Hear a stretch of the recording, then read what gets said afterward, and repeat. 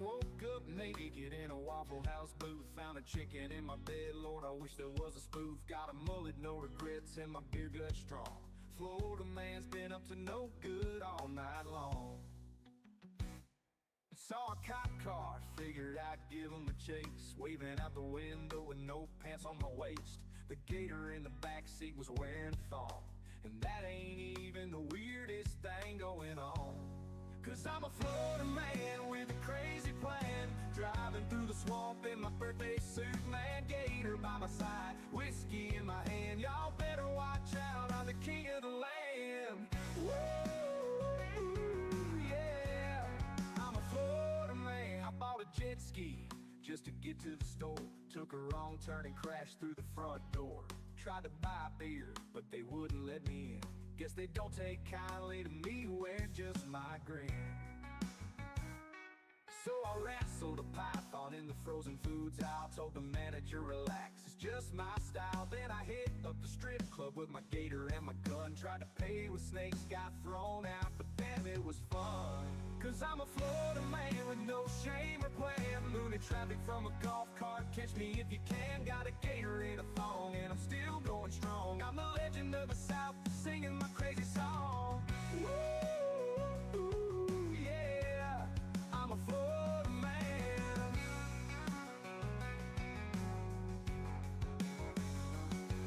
Got kicked out of Disney for flashing my chest, but I swear Mickey was impressed by the rest. Made it to the beach, strutting in my Speedo. I'm the hero Florida didn't know it needed amigo. Yeah, I'm a Florida man with a wild-ass plan. Skinny dipping in a fountain, holding fireworks in each hand. I'm a freaking sensation with my gator vacation. Look out, y'all, it's a Florida didn't man invasion. Yeah, keep your pants off, y'all.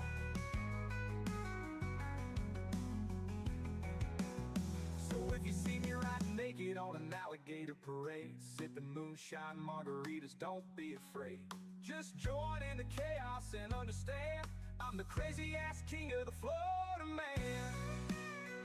Yeah. Keep your pants off, y'all.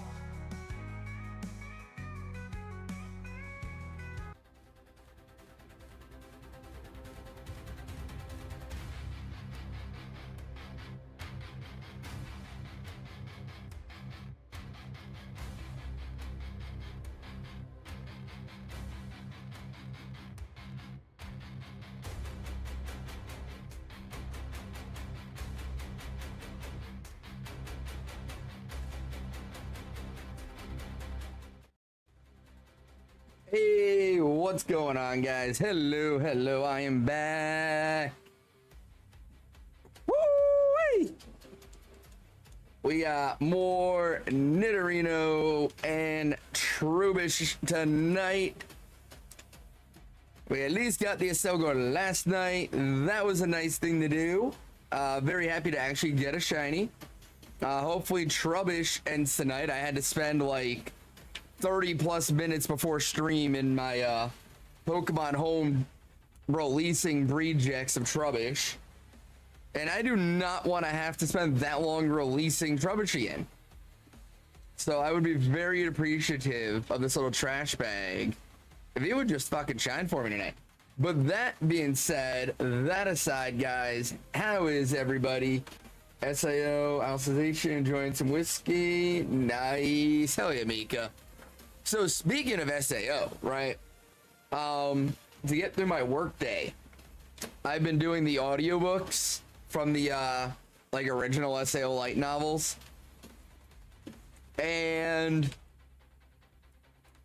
there's like, it's not the greatest thing ever written. I would put the author's skills up there, like with the chick who wrote Twilight.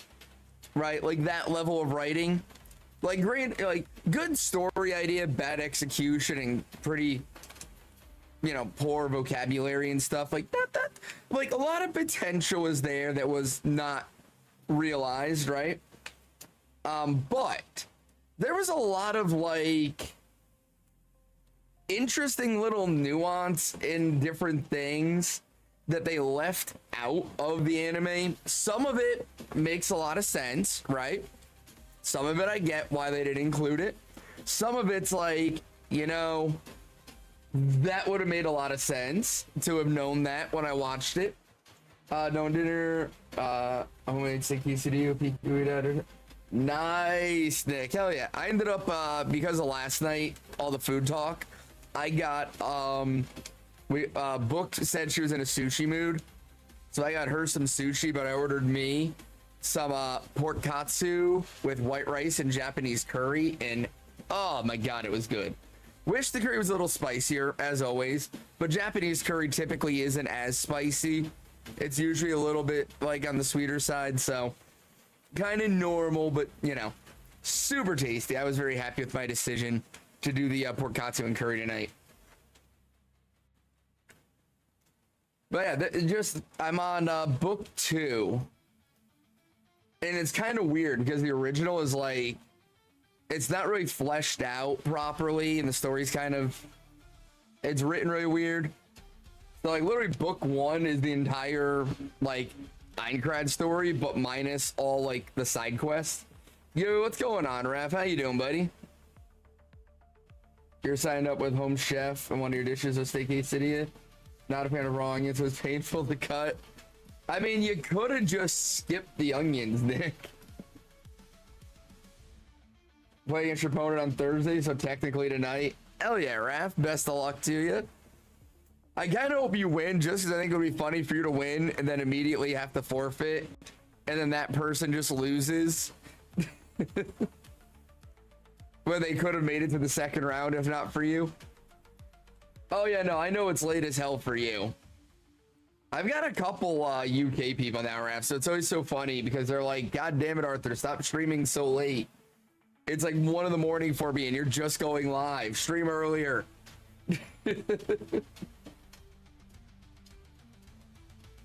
But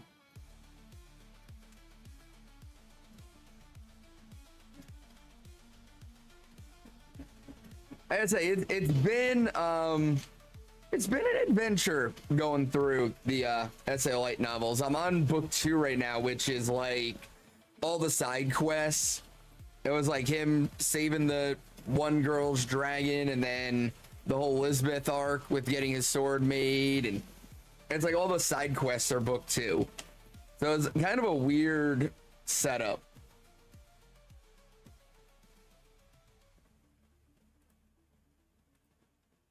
But it's still been fun to read, or well, fun to listen to.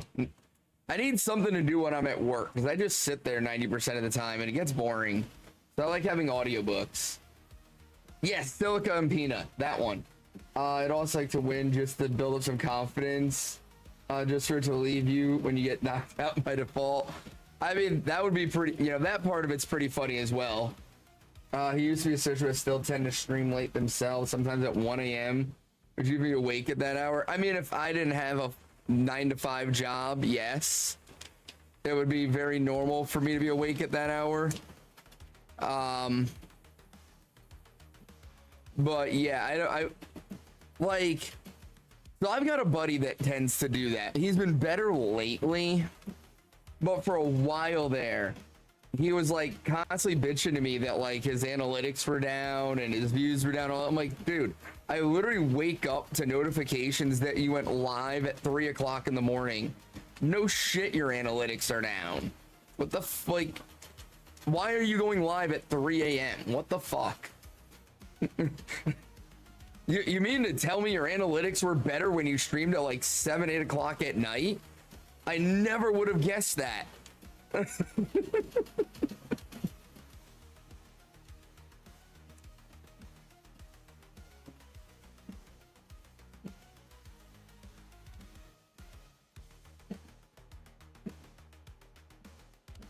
But yeah, so Mika, you'll find this interesting. So you know how in the show, well actually let me ask Mika, have you read the light, or have you looked at the the light novels at all? When is the ideal time to stream? It depends on where you live. I mean, it depends on a lot, Nick, but the problem is more like you gotta be consistent. Like if you constantly stream at 8 p.m., your viewer base that you're going to build are people that are watching streams at 8 p.m. If you suddenly start streaming at 2 a.m., none of those people are going to watch you because they don't watch streams at 2 a.m., right? So like you have to have that consistency. So like you can't complain that your numbers are worse when you completely change your schedule. That's just natural. So like when you're looking at like being an English streamer, really like I would say like 10, 11 a.m. to like midnight is kind of like the range you want to be in. Yo, what's going on, Pat? Because like if you start like 10, 11 o'clock in the morning, you get the even, or you know, like I'm going off Eastern time, right? That's where I'm at. So if you start like 10, 11 in the morning Eastern time, you're getting anybody that's like European but English speaking that's ending their day.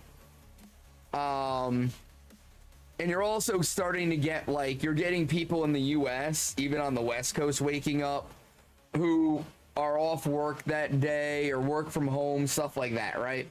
And then as the day goes on, you start losing the European people, but you get more of the people, you start getting the East Coast people coming off of work and school, and then it kind of falls forward from there.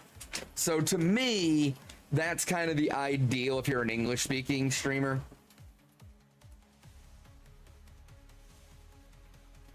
Read them out of boredom and to see what they left out of the anime for essay. Okay, cool. So Mika, then you're aware that the anime did Silica so fucking dirty. She was so much of a better character in the light novel.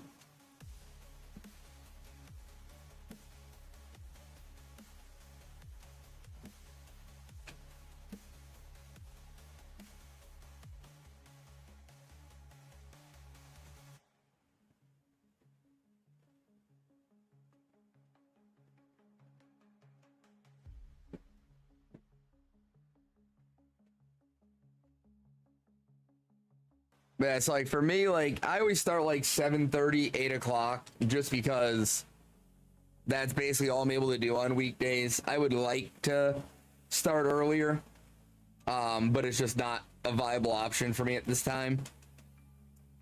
So, you know, you stream when you can, but like if you're streaming when people who speak English aren't awake, you're not gonna get a lot of viewers if you're an English streamer. So.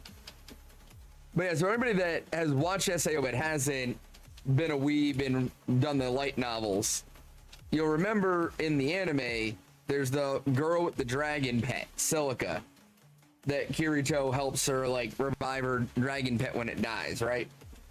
And in the anime, she's basically like useless, right? Like they make her out to be just like, I don't even know what they make her out to be. They don't even give her a personality in it. They don't explain how she, like, she's the only character you come across in the entire show that has like a monster pet. They don't explain it at all. It's just a thing that's there. And she's, well, so that's the thing. They make it look like a familiar, but she's the only one that has one, and it's super random. And they basically just introduce her with like Kirito like saving her from these monsters, and then helping her rescue her pet. But it's like he doesn't really care about her. He's just after somebody else and using her as bait and blah blah blah, right? But in the light novel, they actually go into detail that like it's not really a familiar. It's just a tamed monster that like. There is a way. No, that's the thing, is it's not her unique skill. It's like it's a function of the game, but it's something that's like actually super hard to do and obtain, and so most people don't bother doing it because you basically like they explain in the light now that like once you kill a certain number of a monster species, you can no longer tame that monster species. And it's basically like a random event where if you haven't hit that cutoff, randomly a monster will not just automatically attack you, but will like kind of be curious about you. And if you like feed it and do the right things, it'll become your like familiar, so essentially like your monster pet. And she accidentally does that with the dragon, and the dragon is actually like a super rare mid-level creature.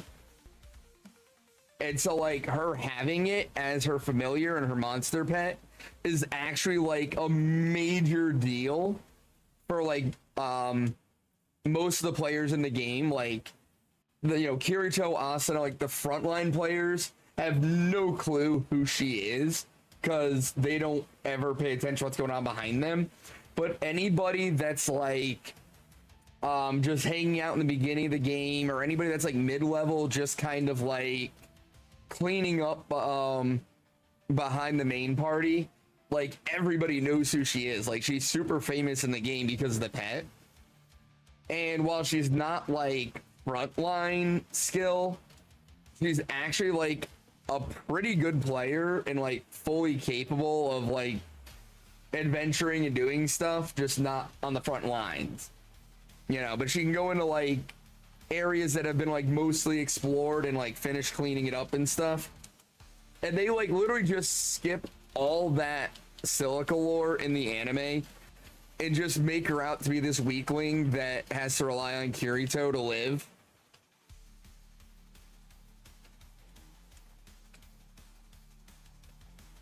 So I was like, that's super weird how that all worked out. And then like the whole like Kirito and Asuna thing is also like super interesting how they did it, because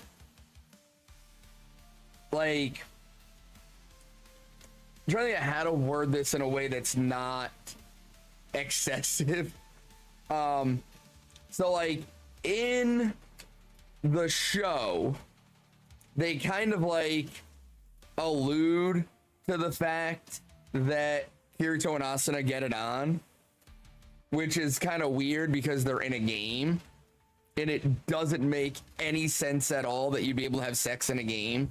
But they definitely like hint at it in the show that happens. And in the light novel, they hint at it as well, they do more than hint at it. Like it's kind of weird because Asuna like definitely is the aggressor.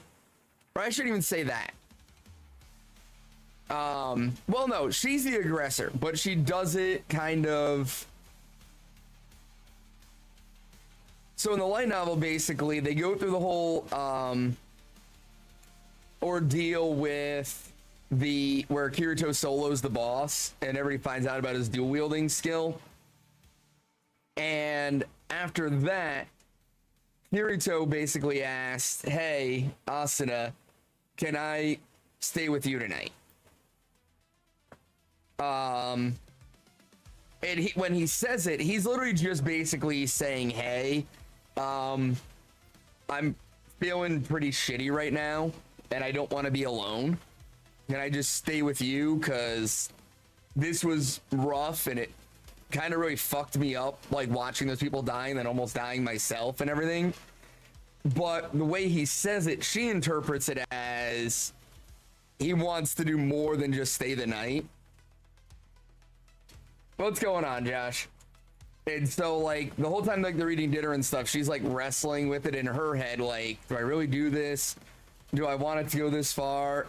And she finally decides, like, yeah, we're doing this. So she initiates it, at which point Kirito's like, I didn't mean that. I just meant I wanted to sleep here. Ah, nice, Josh. What'd you have for dinner tonight? And so, like, that's kind of, like, in the anime, it kind of happens the same way, right? Like Asuna kind of initiates and Kirito freaks out, and then it kind of just cuts to them later on, and it's like, all right, well, something definitely happened there. Why else was she getting naked? but they don't really go into the like whole I just don't want to be alone. Like they don't let Kirito be vulnerable at that point in the series when he is in the light novel. But then in the light novel, basically cuts from Kirito being vulnerable to like the next day. And it just kind of like stops. Like, it's super weird because it's like Asuna offers and then Kirito's like, well, it's not that I don't want to, it's just that's not what I meant. And he has like this vulnerable moment and then it's the next day. But there is a hidden chapter 16.5 in the light novel that is probably the worst written sex scene ever. I mean, it literally reads like it was written by like a 13-year-old with the only knowledge of sex they have is what they learned in health class. It's like how it's written. It reads like somebody who's never had sex before trying to explain to you what sex is like. Dragon flame grilled Whopper with chicken fries. God damn, Josh. You were hungry.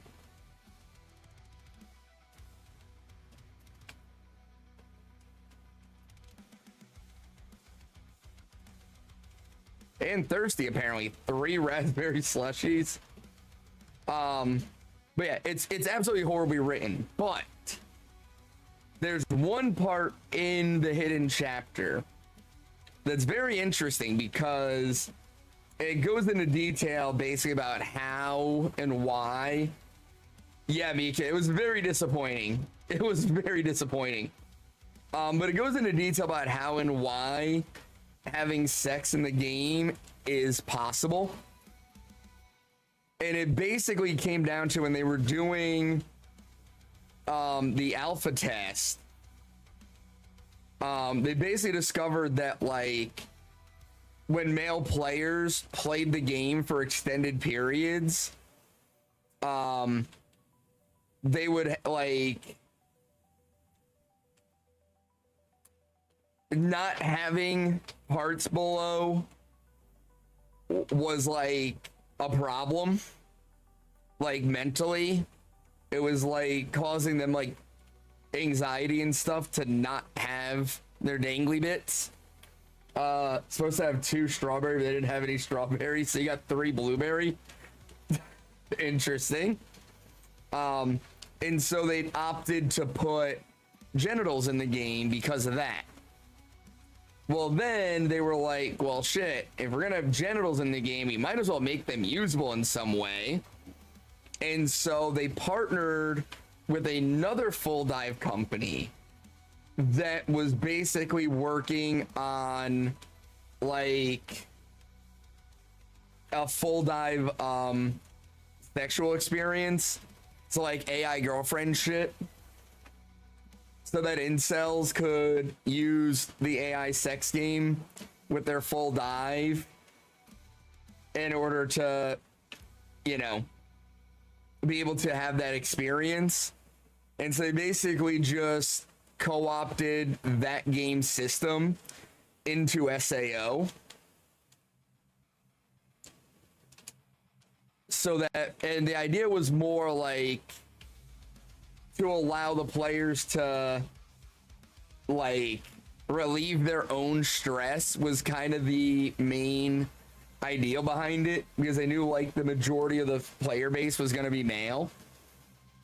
But then they figured like we might as well allow couples to have this option to experience this in the game. And so they gave the full setup to it. But what they did, and this is where it's an interesting thing, because in the light novel, not only is Kirito very much like surprised at Asuna being the one to initiate it, but in the light novel, he doesn't even know that it's possible. And like basically it works is there's a hidden menu in your player settings that basically like enables that type of interaction, and the preset for it is off. which makes a lot of sense because, you know, you've got people literally murdering each other in this game. It would make sense that you would not make it to where, you know, SA was easily done in the game. Like, you wouldn't want that. And so, like, the way it's all explained, though, it makes so much sense why Asuna would know about this hidden feature and not Kirito. Because he's such, like... he's so hyper fixated on the game and just so socially autistic about things that, like, he doesn't make friends. And so he has nobody around him that would even, like, in passing feel like bringing up this hidden menu was a reasonable thing to do with him. And he's not going to go looking through his personality settings because he doesn't give a shit about any of that. Like, he just wants to beat the game. And so, like, it's not anything he would find on his own. Whereas, like, for Asuna, she's actually, like, makes friends with a lot of people, and she's, like, vice commander of a guild and blah, blah, blah. And so it makes perfect sense that she would have somebody around her that she would hear talking about the hidden feature. So, yeah, I mean, like I said, the actual scene, horribly written, very underwhelming. Really sad that that's the author's idea of what sex is, because he's so insane. Figured on that because in Kirito's mind it's all about exactly right. He would never even look for, like, a hidden personality menu. It wouldn't even be something he would consider. And so, like, it's a whole thing. But yeah, the way it all worked out, like the way it's all explained on, like, how it's possible and why Asuna knows about it and Kirito doesn't and stuff, it all makes a lot of sense.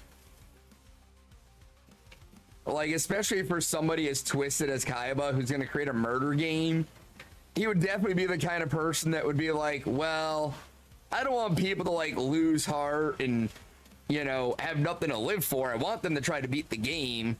So maybe if I let them rub one out occasionally, or if they're really lucky, get laid while they're doing this, it might motivate them to beat the game. Like, so it makes perfect sense that he would include it in the game. So, like, the people were like, it makes no sense. Why would you have that feature in a game like that? Like, why would you have a murder game to begin with? Like, one doesn't make any less sense than the other.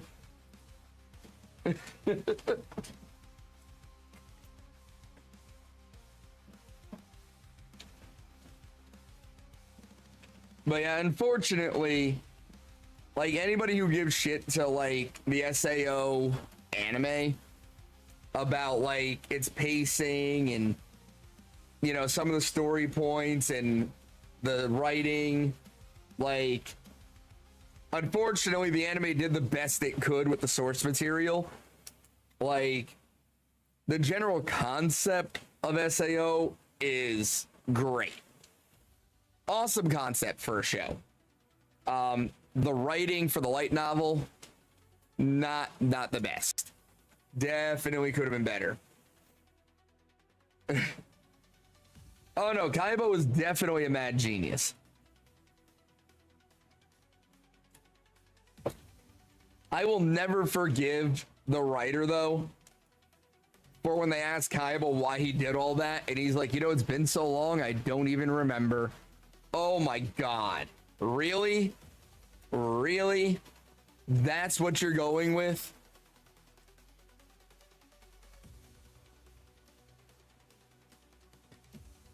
The other thing they explained better in the light novel, though, was Kaiba and Kirito's duel and why Kaiba cheated to win. Because they make it look in the anime like Kaiba was just, like, too egotistical to lose in the duel. But that wasn't even it. It was his ego, but where his ego came into play was he had so little, like he had so much faith in himself and so little belief in Kirito's ability to beat him one-on-one that going in the duel, he completely disregarded the concept of losing. And so he never turned off his safety net that doesn't allow his health to go into the red. He never turned it off. He had a safety feature on for himself that his health would never go red. And since that was like the dual conditions was first player to enter the red loses, he never even considered he would lose. And so he never turned that off. And so when Kirito was about to hit him, he realized like, oh fuck, if he hits me here, it's gonna blow my fucking cover because I never turned my fucking safety net off. And so he had to use the system assist to block Kirito's move so that his cover wouldn't be blown that early.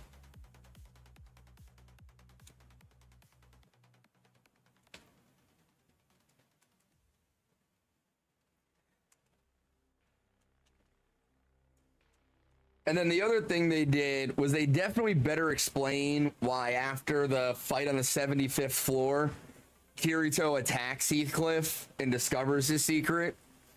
Because in the anime, he just looks at his health and he's like, remembers the duel and he's like, hold on, and attacks him. But in the light novel, he goes into like way more detail about his thought process about like, you know, him moving faster than a player should ever be able to move in the duel, and how it definitely like never sat right with him. But also like the whole thing that starts it off is when they finish the battle, Kirito just happens to look over at Heathcliff and realizes like, oh shit, like he doesn't look like a triumphant guild leader right now. Like, yeah, he's standing there, like, you know, proud of everybody.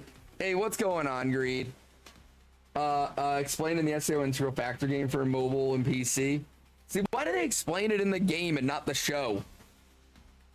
But, here basically looks at Heathcliff and realizes, like, same as your earlier comment, is why do they explain it in the game and not in the fucking show?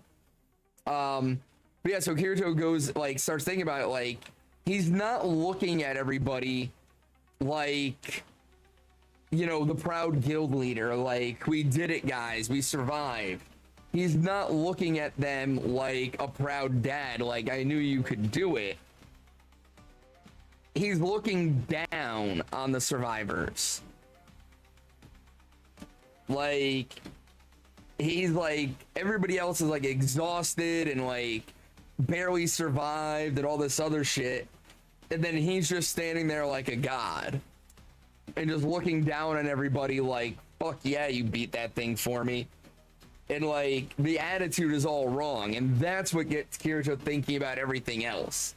And he starts thinking about how, like, despite being the leader of the guild, he never actually leads. Like, he lets everybody else lead. He lets everybody else make the decisions on what they're gonna do. Like, he doesn't actually take control of anything. And so he gets up thinking, like, why is the most powerful player in the game, who runs the most powerful guild in the game, not doing more? Like, why is he, like, just kind of hanging out? Like, why is he just watching everybody? And that's what leads him to the, like,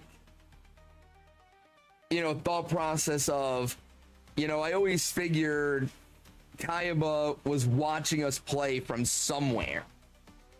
And if he's going to be watching us play, what better place to watch us than in the game? Now the whole, there's nothing more boring than watching somebody else play an MMO. That was a stupid line, right? Like, Twitch exists, right? people sit around and watch people play MMOs all the fucking time. Yo, what's going on, Boom? So that reasoning was stupid. However, it was just worded wrong, because I get the concept that he was going with. When you're at like a friend's house, the most boring thing ever is watching your friend play an MMO when you're hanging, or RPG when you're hanging out, right?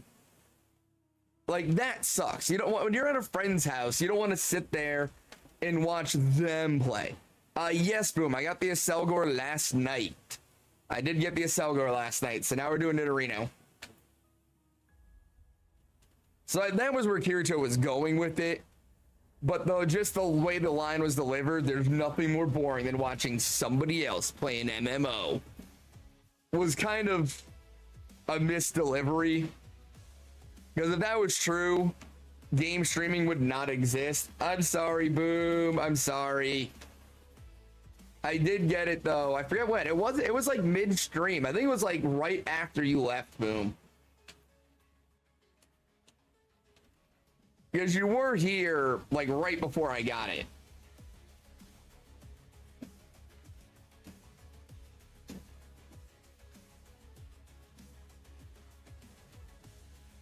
And it was a pretty funny moment too, Boom, because I was talking about how I had just done like 3 hunts that went over 5k. And I was like, I swear to God, if a Selgor goes over 5k before it shines again, I'm just giving up on the shiny decks. And I'm just going to move on and not play Pokemon anymore. And I'm just going to start being a variety streamer now. And literally, right, like the encounter after I said that, it shined.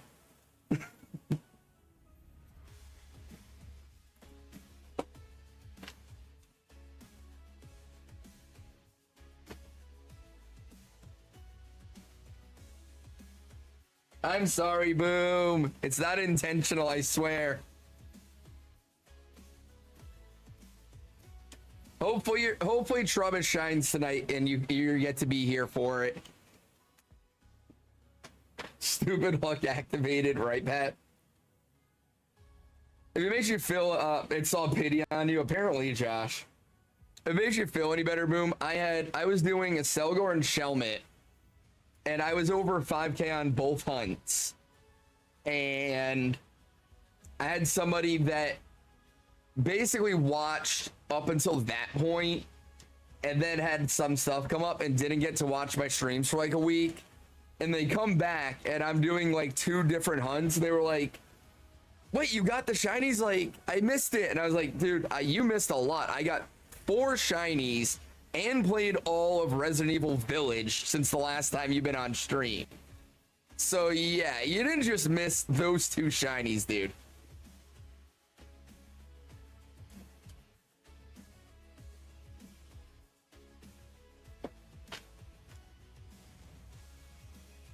I kind of feel like I need to wait for Nidorino to sparkle before I reset, because I keep getting mixed up on whether I'm looking for it to be blue or pink.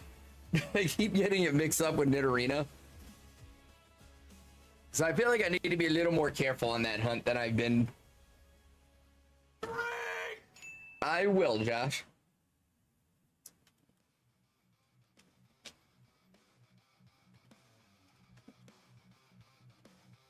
Oh. Fucked up my counter again. God damn it. Probably for 30 minutes because I want ice cream. I'm gonna come back. You're gonna have the rest of the shiny decks. I don't know if that's gonna happen in 30 minutes. I mean, I would love for that to be the case, but I don't necessarily think that's possible. I have 95 shinies left. I'm probably still gonna be working on it towards like into the end of the year, if not early into next year. Especially because there's going to be some new stuff with ZA. It'll be like regional forms and some of the new megas, but that'll be it. But still. Although, speaking of new games, right? I don't know if you guys saw yesterday, but the Pokemon Company did something very interesting yesterday.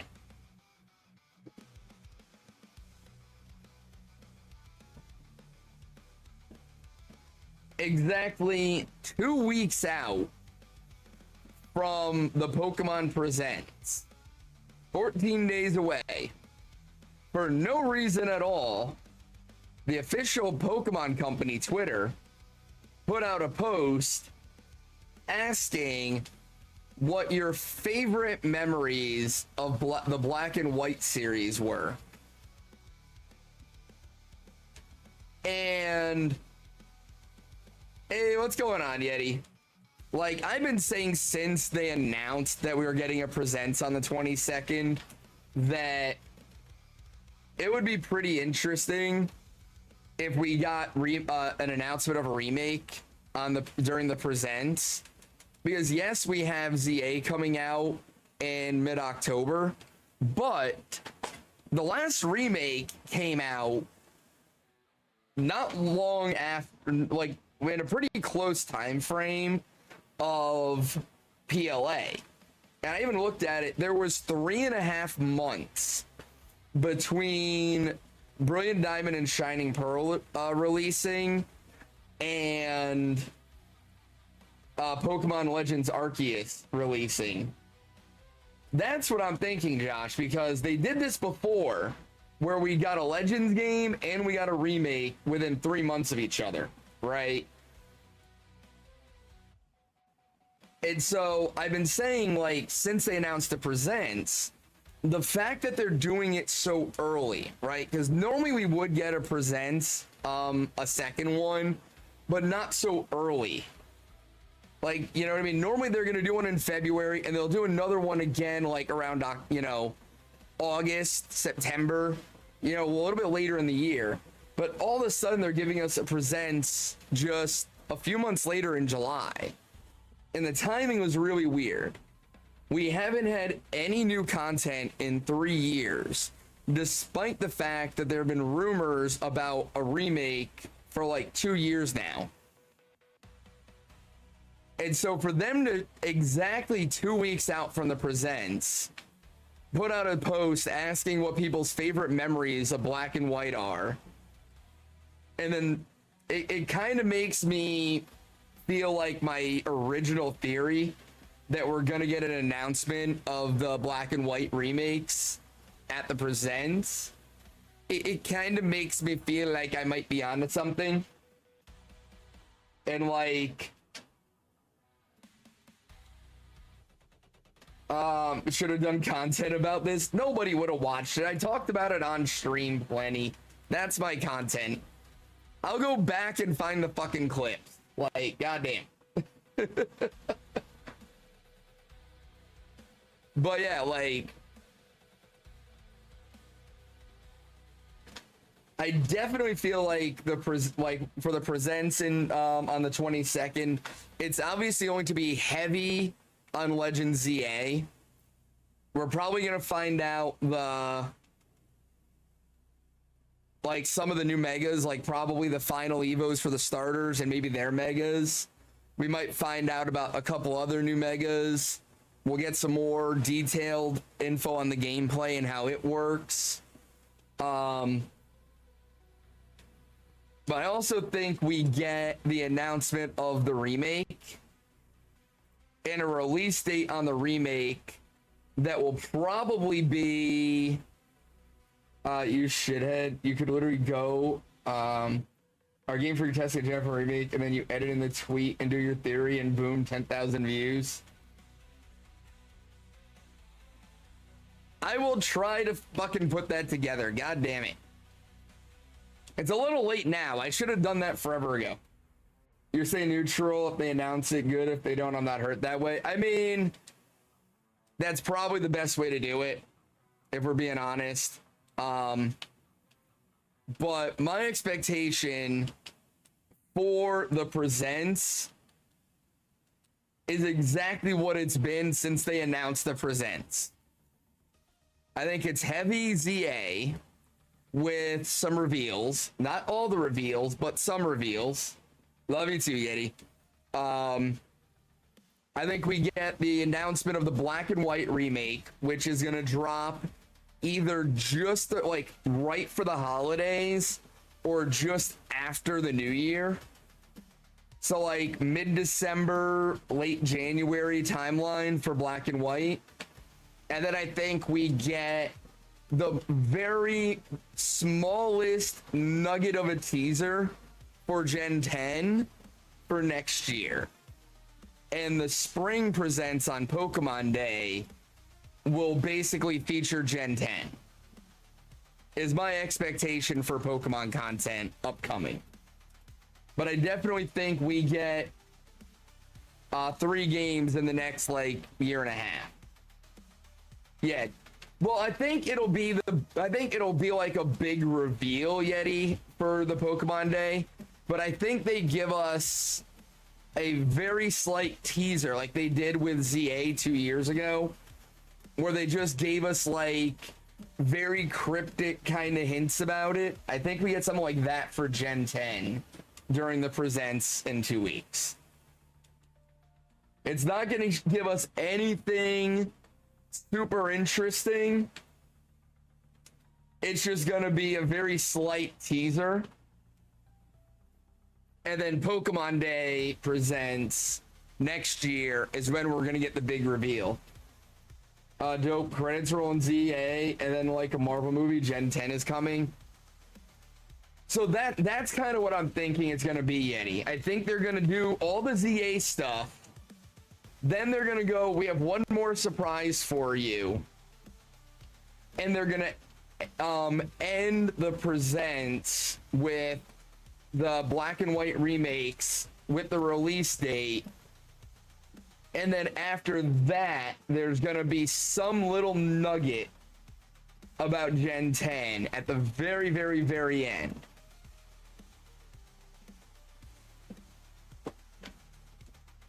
It's not going to be anything crazy. It's going to be just enough to get people talking about it and excited for Pokemon Day. That's my expectation. Which we all never thought we'd live to see the day we're in double digits. Oh, for Pokemon games, right? Generation 10.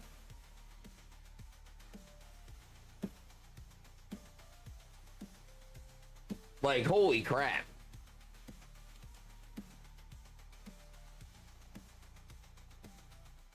But yeah, I think it'll be a good present. I'm excited for it. Like, even if I'm wrong, I'm just excited to find out more about ZA. Like, that for me is enough. Red is actually the professor in this game, would sell millions in itself. Holy crap, dude. Can you imagine if they took, like, the cast from Gen 1 and just had them, like, grown up?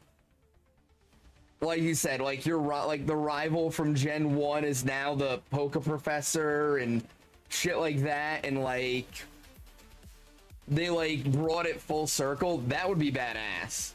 Yo, what's going on, Zach? That would be pretty awesome if that was the case. I definitely think Gen 10 we're going to get a national living dex. I think Gen 10 is going to be the first game in a very, very, very, very, very long time to have a complete national dex in the game.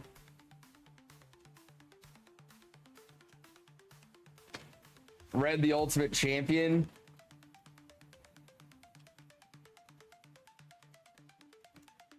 No, I think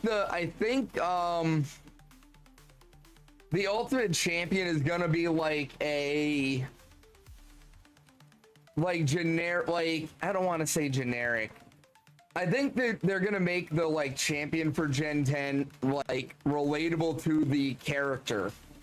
Like their backstory is gonna be like, you know, they started off with their first Pokemon from Professor Oak from Pallet Town and traveled the world, and now they're the champion. Like, I think it's gonna be something like that. I think they're gonna tie it all back to Gen 1 somehow. What I would love to see, and I've been asking for this for so long, I wouldn't even care if it was DLC based. I would love to see a game where like Well, hold on, Pat. I was getting to that. Doing the Galarian Star Tournament. All your partners are out my own. Trying to unlock them all. Fun little challenge run, Zach. Right. I would love a game where you basically run through all the gens. Like kind of how you did in Gen 2, where like you become the champion and then it unlocks Gen 1 essentially.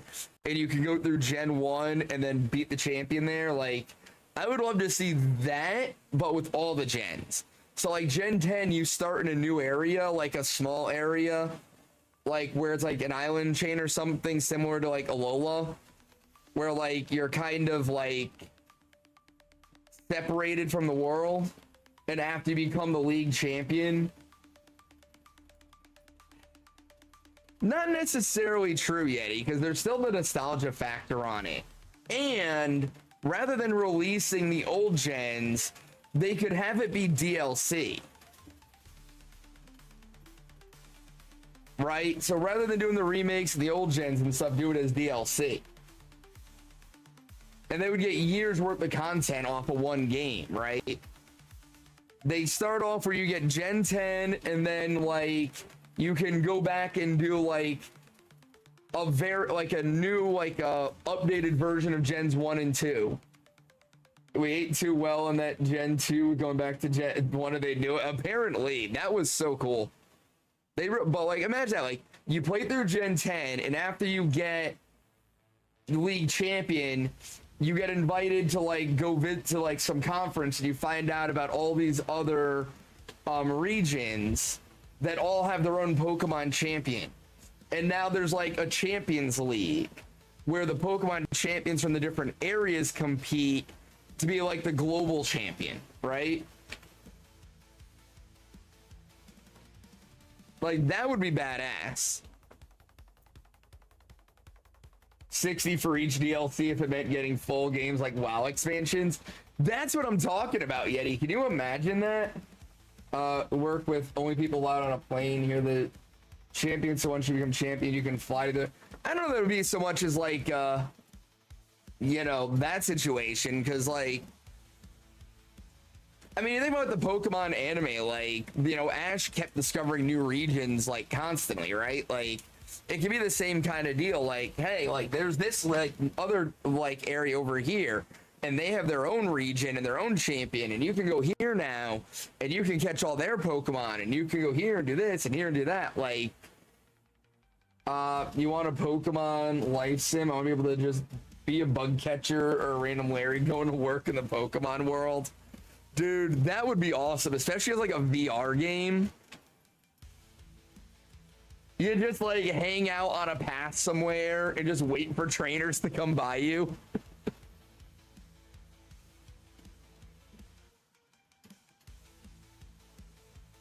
Exactly, Mika.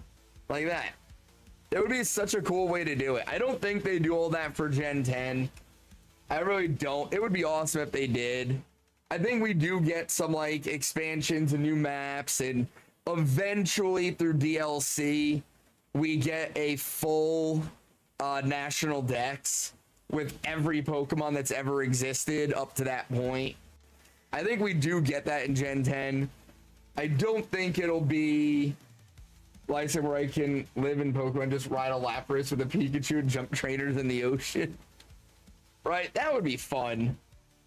Saying I don't know, want to always go get badges. Maybe I just want to be a fisherman and live your story. Just Pokemon Sims edition.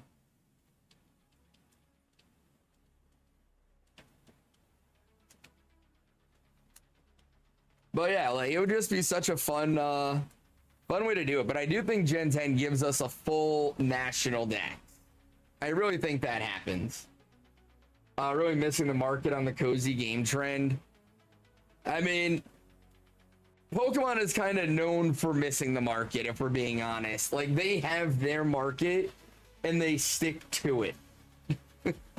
they don't vary out of it for much. Unless it's mobile games that are pay to win, and then they're all over that. But outside of that, they're good.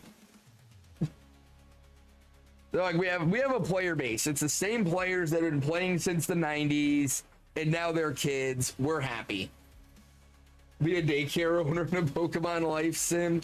Yeah, I don't know that I want to just sit there and watch Pokemon fuck all day. I don't know that that would be me.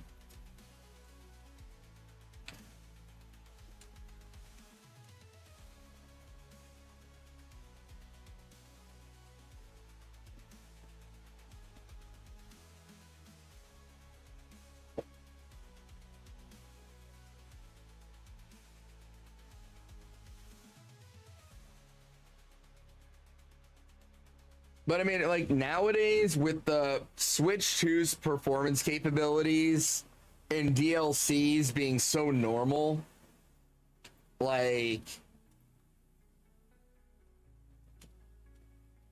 it's just buy the SSN. Oh God, how much would that cost?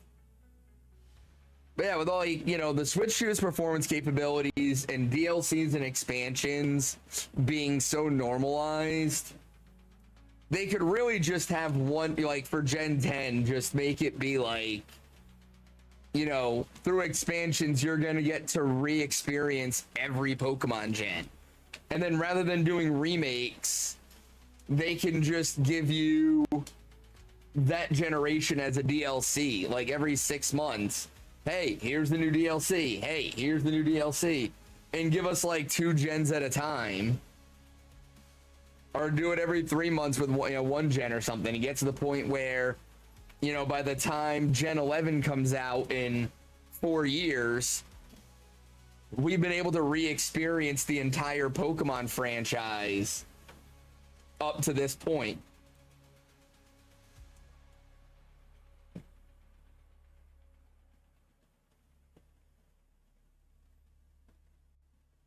You want to be Elite Four? I've always been curious how exactly the Elite Four is like formed, right? Because like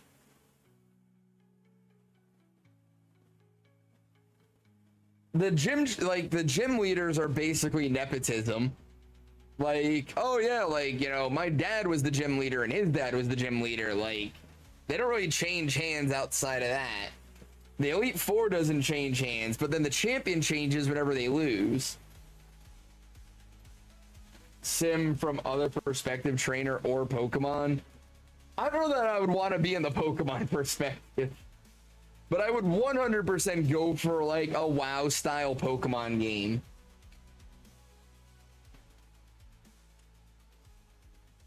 And then like, instead of like dungeons and raids like in WoW, it's like, the dungeons are how you go after pseudo legends, and then the raids are how you go after legends and mythicals.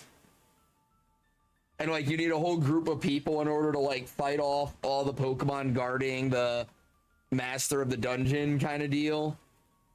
And then after you beat the raid, it's like a random drop who gets to catch it.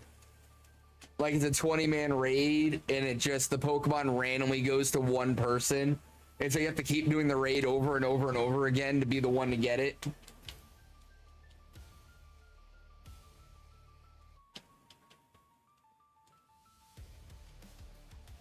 And then you could have like super low chance of like the Legend Mythical being shiny drop. Specifically Galar, it's different sometimes. Relative change in like Marnie's switch with my peers, but sometimes. Well, but that's what I'm saying, right? Like, typically the gym leaders the gym is like a family thing. The only time it isn't a family thing is when it's like an Opal thing where they're like, I don't have anybody to pass the gym on to, so I'm going to select somebody. But like the gym leaders tend to stay gym leaders until they retire. And like, you've seen it where like gyms just go unmanned because the gym leader decides they're going to go travel the world for a few years, and now nobody's allowed to fight that gym now.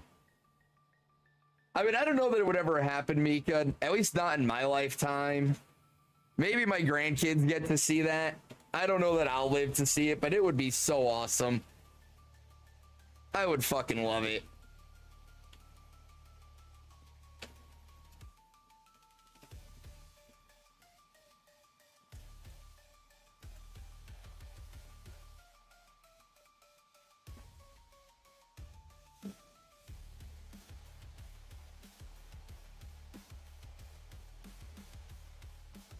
Can you, like, so with Game Freak's newest game, can you imagine if Game Freak basically bullied Nintendo into letting them do a Pokemon game that was available on PC? Minor to major work in Galar, like Avery is a minor league gym leader and a major league has to step down for a minor league to him. Well, I mean, hold on. So Zach, that's from the anime, right? I don't think I ever saw that one. And I'm not saying it always works the same way. I'm just saying, like, typically the gym leaders aren't based on talent or who beats them or anything. You know what I mean? Yeah, exactly. It's a master, protege, or family. It's in the canon. So it's in the anime, or where's the canon coming from? What's the source material?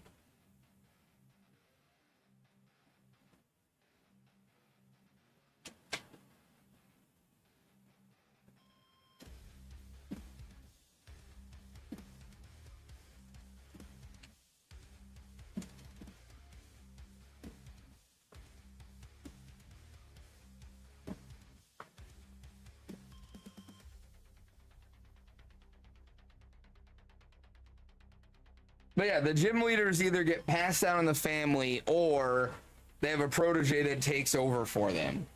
But there's really never anybody that explains how the Elite Four works. The closest we get to it is in Scarlet and Violet when Larry's like, yeah, I know.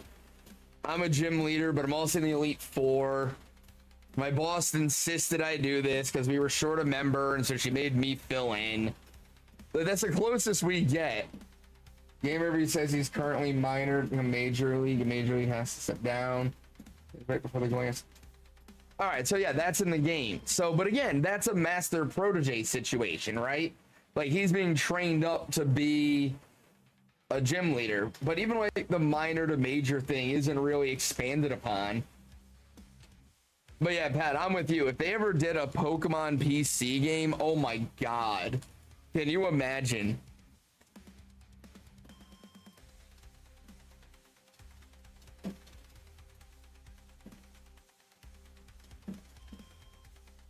And like we just recently saw the new game they are releasing. Game Freak has the ability to put out a really good game.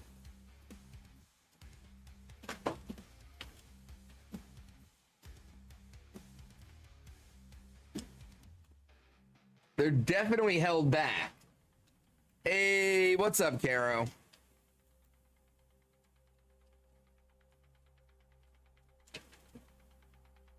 Protege mean is like a fancy word for, yeah, it's like a person they're training up to replace them when they retire.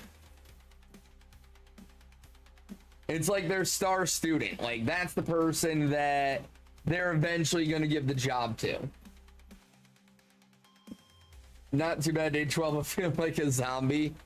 Dude, that was me this morning, Caro. I was so friggin' tired. You, Poker Princess. Dude, I was so tired today, I could not function. Like, I was so tired this morning, it actually made me feel sick. Like, I was trying to get work done, and I couldn't even read my monitor. It was bad.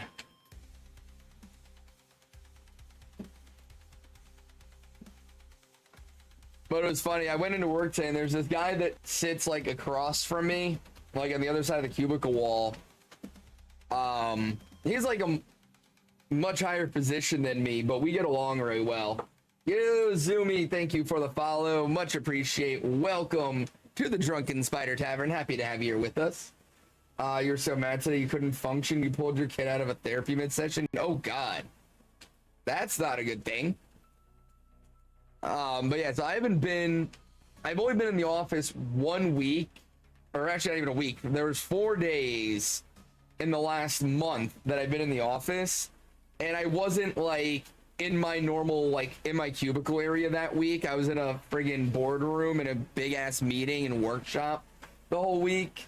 So the guy that sits across from me came in today and he was like, oh shit, Arthur, you're here. I was wondering if you still worked here.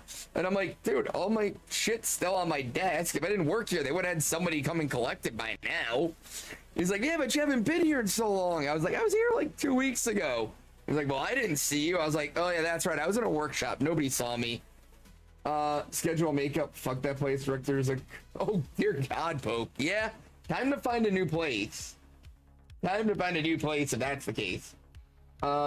You've been tempted to call your pets and client, ask if his daughter could take over for the rest of the week. He said she could sub for me, but too big events and ever you need the income. Ah, damn, Caro. I wish you would be able to fight off this this virus already. It sucks being sick for so long. The therapists are amazing. You did what I did, so you don't gotta rock an orange jumpsuit because you know I will. I love the imagery there, folk. I love the imagery. But yeah, the dude was so happy to like see me in the office. It was like that I still worked there. Because he was saying he was like talking to somebody else, like one of the interns, like, oh yeah, like the interns like military vet. He's like, yeah, no, we got a bunch of vets that work here, like Jess is and Abu and Art. Wait, does Arthur still work here?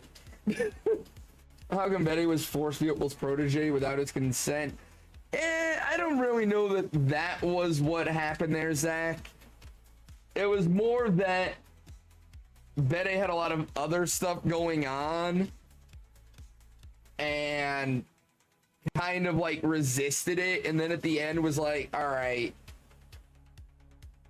I'm not going to be able to do what I want to do, at least right now.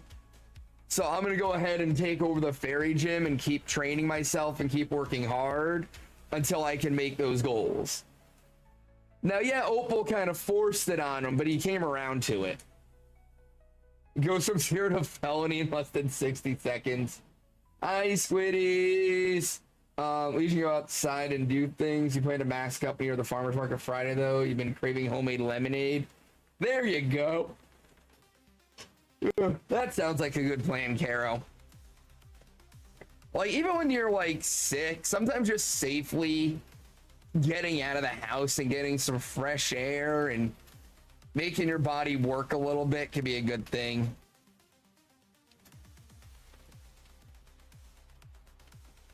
Mindset wise, your legs started to shake. Oh, damn, Poke. Man at the Market's lemonade is better than any brand. Oh, dude, damn it, see, I like going to farmers markets. I just don't like waking up early, so I never go to them. They did not, Zach, but old. Waiting, thinking. I mean, Squid, I pinged the Discord and everything. I don't know what to tell you. Oh, wait, you have an evening farmers market? What the hell? Actually, no, that makes sense. It's way too hot to do an afternoon evening farmers market where I live. Like, the early morning is the only time you could do it. It's too hot otherwise. So, but yeah, no, I love going to farmers markets. I just wish there were some that were open a little later around me. There's a really good one in downtown St. Pete. I did the same thing earlier, Squid.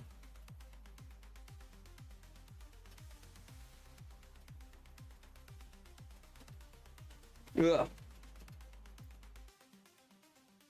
So when me and Book first got together, our parents had like a little condo down in St. Pete, and every now and then we would stay there on the weekends, and it was so great because like we just like go like bar hopping at night, like have a couple of drinks, eat dinner downtown, like just kind of enjoy like being on the water, and then wake up Sunday morning and hit the farmer's market, get some like fresh crepes and everything else, and then go pack up and head home. It was so good. Always have a glaring ponytail, later glaring rapid dash, strong after the queen. No, I think he had that one prior. His team always was heavily fairy, like maybe not heavily, but he always was more of a fairy trainer. So it kind of made sense for him to end up in that position.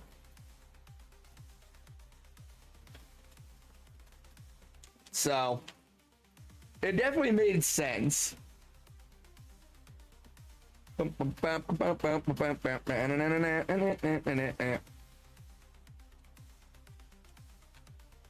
voices in my head keep telling me to change. If I pull the trigger now, then the demons go away. And I know my time is coming, so there ain't no time to waste. The voices in my head keep telling me to choose a side. Heaven or hell, like it's do or die. I'm a sad boy, you know better. Shiny badge question for 320 and still don't have Rookity. See, Squid, that's your problem. You're going for a specific target. You gotta just check everything until something shines. That's the way to do it. You treat it like a Nuzlocke. The first shiny, whatever it is.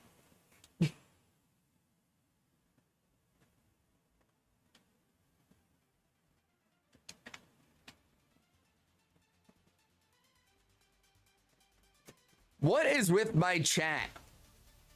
Why is my chat full of potential serial killers? Like, honestly. That was you get a shiny squirrel and you really don't want one. All right, so check everything except the squirrels.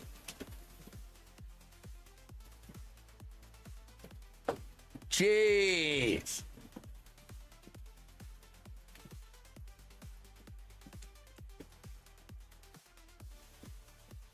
Yeah, I was really close with my ex. I used to jokingly tell people I would go to the gym and lift heavy objects until I couldn't feel feelings anymore. And then she would get to see another day. And everybody thought I was joking when I said it. Opal was kind of insane, Zach. Very few people realized how not as much of a joke that everybody else thought it was.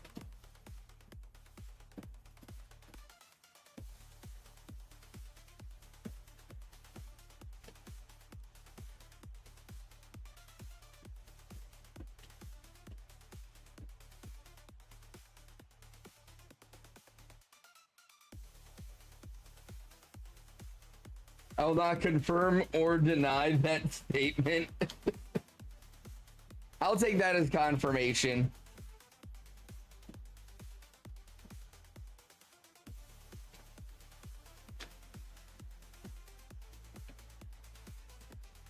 Whoop, whoop, whoop, whoop. Whoop, whoop. That's the sound of the police.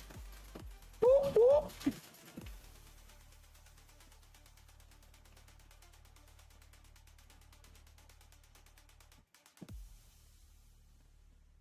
You take everything seriously till I'm told it's a joke. It'll fly right over you. I don't know. I tend to do the opposite. I tend to take I tend to take everything as a joke until somebody's like, "No, I'm being serious," and I'm like, "Oh."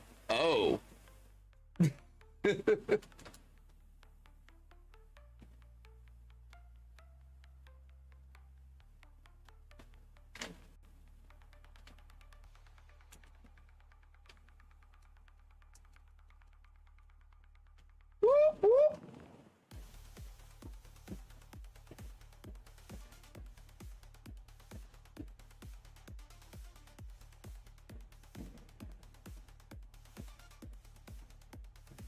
She said to Piers when she has him as a partner in the Galarian Star tournament, we better win or I'll play rough on you. Like, does she mean the move or the not so appropriate? I think just like the training, Zach, the training isn't going to be as nice. I think that's the thing.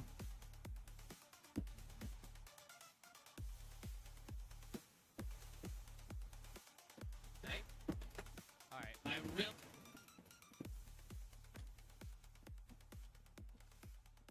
Played the 5th because I know how bad my rage can get.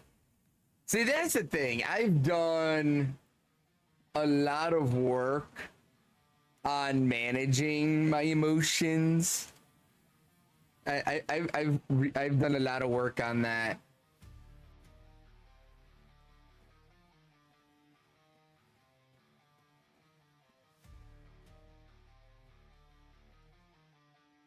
I used to get very, very angry about stuff. And then one day I was just like, this is stupid. Being angry is just a waste of time. And so now I just don't get angry anymore. Because it's like, I got better things to do than be angry at other humans. Like, of course they suck. They're humans. Why waste my time being mad at them? That's stupid. The fact I know is why I take you at face value until I know you aren't joking. But Pat, I'm typically joking.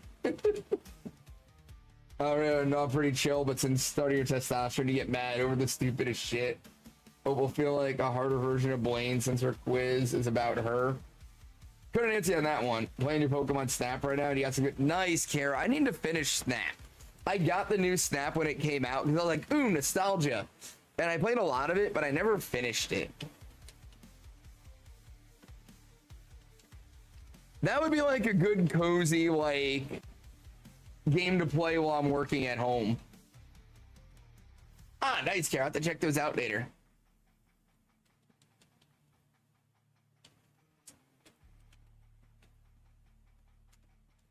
But yeah, Squid, I remember you talking about that when you were like, I never understood why like guys would like punch holes in walls until I started my testosterone, and now I get it.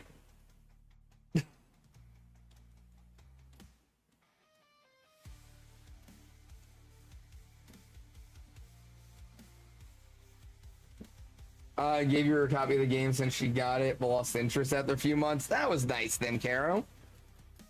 It is a fun little game. Like, it's something I could sit there and play for like 1,000 hours. But it is a nice little, like, I'm kind of like sleepy and I don't want to put a lot of effort into anything. Let me play Pokemon Snap for a little bit. You control your rage and push you over the edge. You're in a bad mood. I mean, well, we all have our breaking points. Just some of us, when we break, the break is considerably worse than others.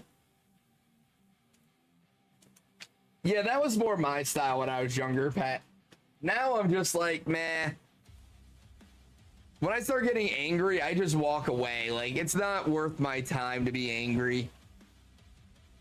You don't have the energy for... That's what I'm saying, Caro. It's like a great, like, I'm sick, let me lay on the couch and play Pokemon Snap. Like, it's a great game for that.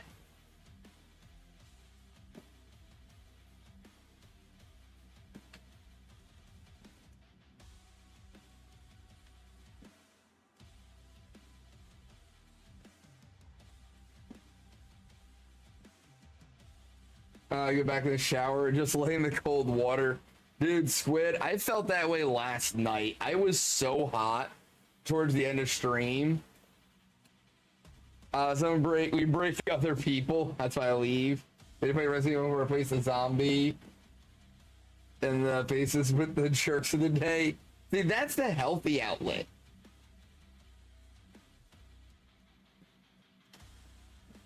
You find another way to do it. See, for me, I go to metal concerts and I jump in the mosh pit and I get bounced around for a while. And then I kind of go, okay, I feel better now. Did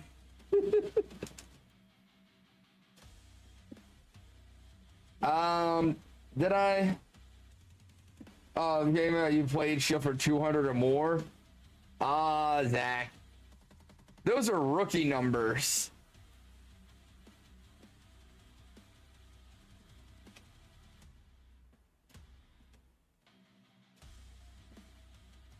You ready for this? Oh, nice, Squid.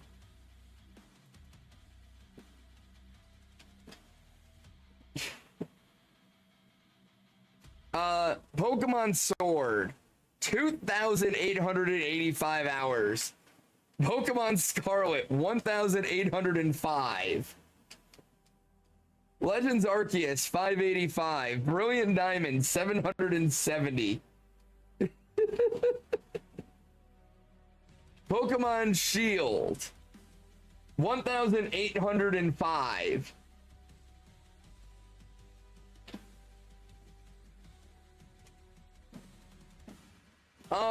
Boom, I think my friend code is still listed in the Discord.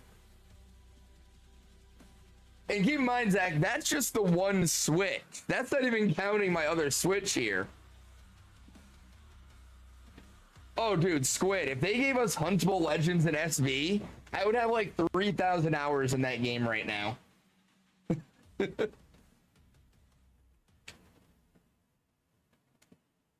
whoop.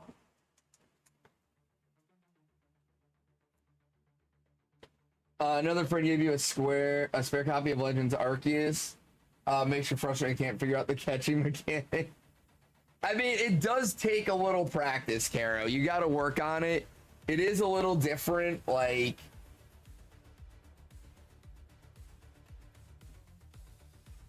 It's a little different. Like, you could still, like, go into battle, damage the Pokemon, then throw a ball at it. Like, you could still do it the normal way, but that way is not effective in that game at all.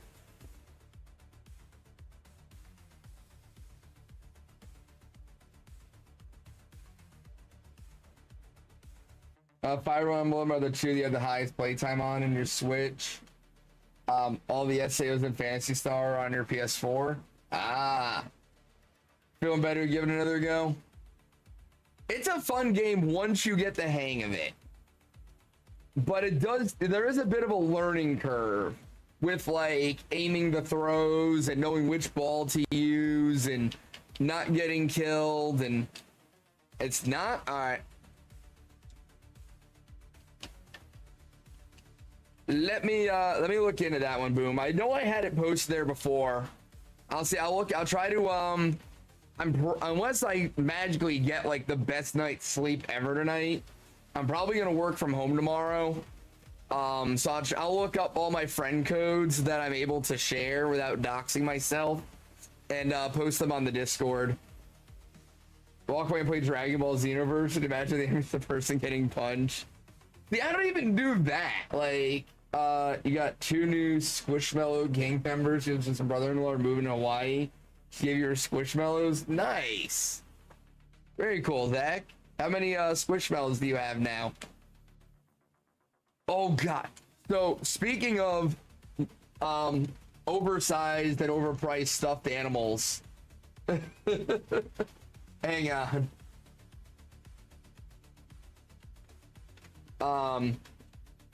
Hololive is coming out with a very large, very expensive stuffed animal line of the VTubers. I saw somebody posting about it on Twitter today. Buying llama plushies for Prime Day. Let me see if I can find it. I saw it posted earlier. You know what I mean? Oh yeah, no. I mean, I never do gifts and stuff, Boom, but I will do raids if invited to them.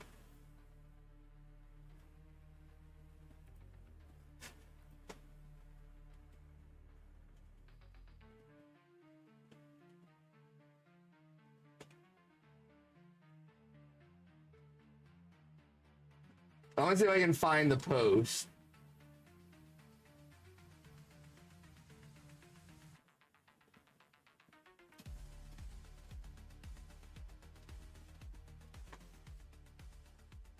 Yeah. Hololive is releasing giant VTuber plushies that sell for $450. They're over 3 feet tall and weigh 18 pounds. You have like 10 of them? Nice. You have all your childhood plushies, all of them. If anything ever happens to them, that's it. That's my 13th reason. I have a couple. I have a Mega Shiny Rayquaza. I have a Dragonite. I have a Witch Pikachu. Those are all big ones. I have a little baby Charmander one. I've got some others lying around somewhere.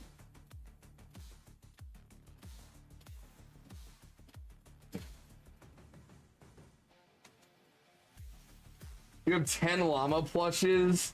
It has its own Instagram. Oh my god, that Caro, that is awesome.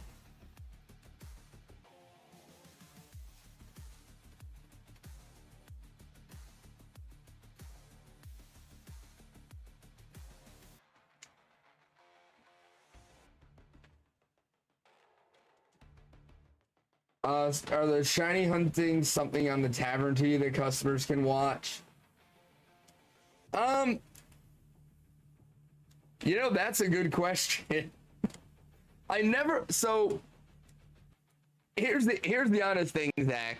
When I came up with the VTuber and the lore and the background and the tavern and everything else, I did it all with the intent of being more of an RPG player. I kind of accidentally became a shiny hunter.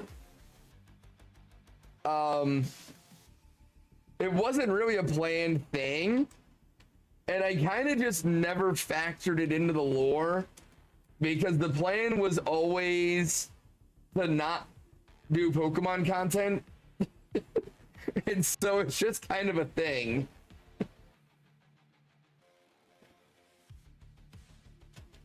Yeah, did you on the one doing the reader? All right, sounds good, Boom. That could come in handy because eventually when I get the Switch 2 and I have like Mario Kart and stuff, that account will be the main Switch 2 account that I do stuff like that on. So when I get the Switch 2 and we start doing like community Mario Kart nights, being friends with that account will be a useful thing.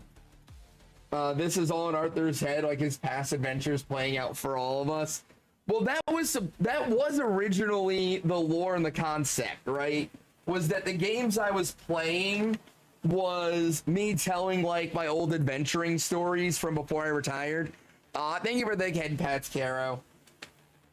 So that was supposed to be the lore going in, was, you know, playing the games was like, you know, all me and the other adventurers in the tavern all sharing our adventuring stories, the things we've done and seen, and that was like the headcanon for it. Pokemon doesn't really match up with that, but you drink all around the world. Let's go, Kermit. Hell yeah. I'm guessing you did that last night.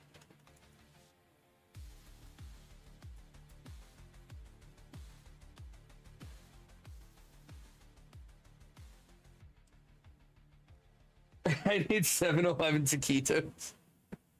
Nope, you did that tonight. Dude, can you imagine me and Jake at Disney doing drinking around the world? Can you imagine how horrible that would get?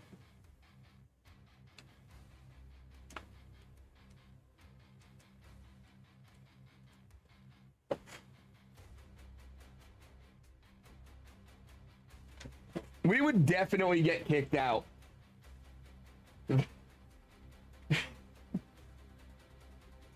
Nah, so there actually is a tavern pet in the lore, Zach. The tavern lore is that I rescued a injured fire lizard from the dungeon and I smuggled him out and nursed him back to health. And so now he like patrols the tavern as our like pest control. And he just runs around the tavern eating all the bugs and spiders that get in. If you do that, you need to invite me. I can get us in the parks for free. Fuck yeah, Kermit.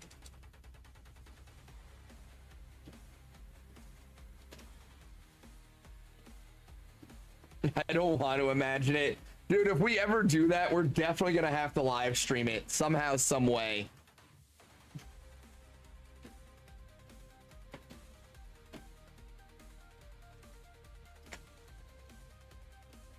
Yum, yum, yum, spiders, yummy. I'm your Disney plug. Thank you, Kermit. It's good to have one of those. How expensive that shit is. Man, basically, Zach, I saved his life and now he protects me from the spiders. We have a good relationship.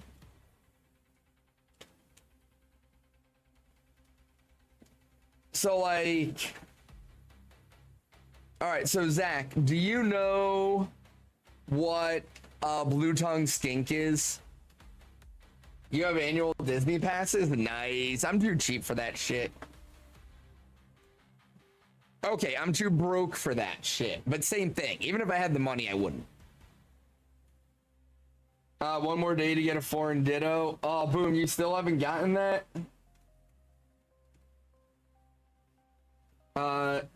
Okapi encounter?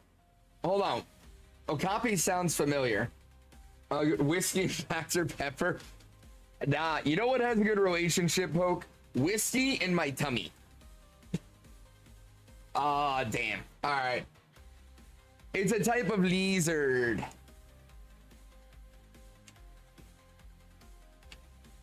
But I was gonna say, like, take a blue tongue skink, make it a little larger, and then make it like a fire lizard, and that's the tavern pit. Is essentially, yeah, boom. My go-to for shots is fireball. Animals that are brown that have zebra legs look like a giraffe. Ah, okay. Those funky looking things. I knew I'd heard of them. I just couldn't remember. I had a brain fart there. Speaking of, I am out of my pancakes and bacon whiskey, and I'm out of fireball. So I need to go to the liquor store before Friday and restock. Yeah, Pat, Boom is looking for a foreign ditto in Sword and Shield. I don't think a lot of zoos do have them, Caro. Chinese sweet teriyaki beef Cheetos? What? The sole living relative of the giraffe, medium-sized mammal known for its reddish-brown coat, long neck, distinctive white stripes on its legs, and hindquarters resembling zebras. Also has large, flexible ears, and males possess short, skin-covered horns. Huh.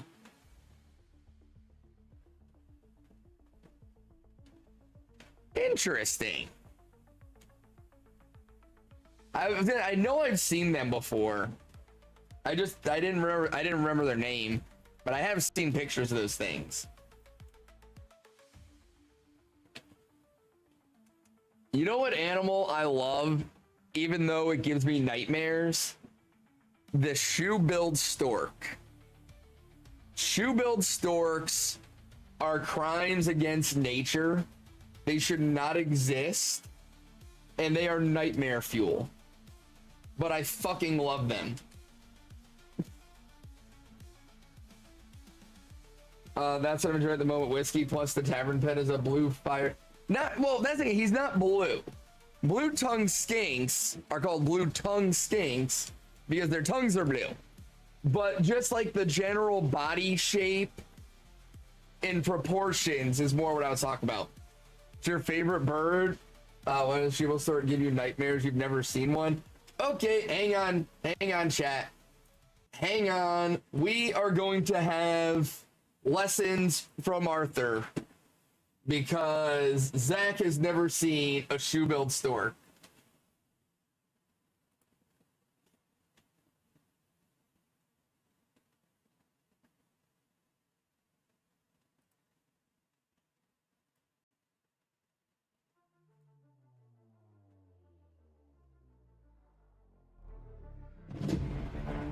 This is the shoe-billed stork.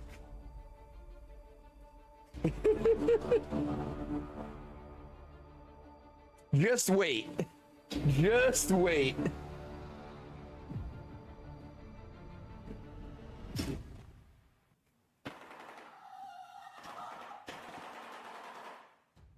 Okay, that sound you just heard, that wasn't gunfire.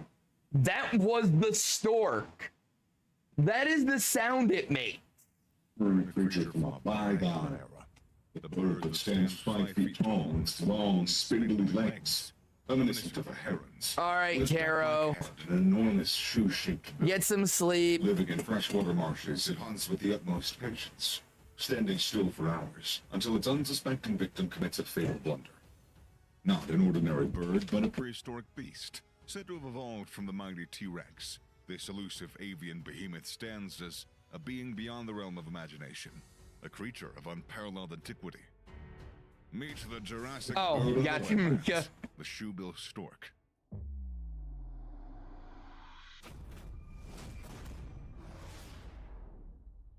The majestic Balaniceps rex, commonly known as the shoebill stork, renowned for its large shoe-shaped bill, is a wading bird that roams the vast and impenetrable freshwater swamps and marshes of central tropical Africa, spanning from the southern regions of Sudan to the eastern parts of Congo, Right, Poke? Rwanda, Uganda, western Tanzania, and northern Zambia, Its genus Cinnamon name is derived from the Latin words Reese's Puffs, boom. meaning whale, and caput, meaning head, which gives rise to its other monikers, the whale-headed and whale-billed stork.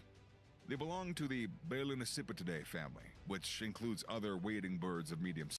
On the other hand, the shoebill's ancestral roots run deep, tracing back to the time when the Earth was young, almost 33.9 to 23 million years ago, in the oligogenic organisms era, like theropods at that.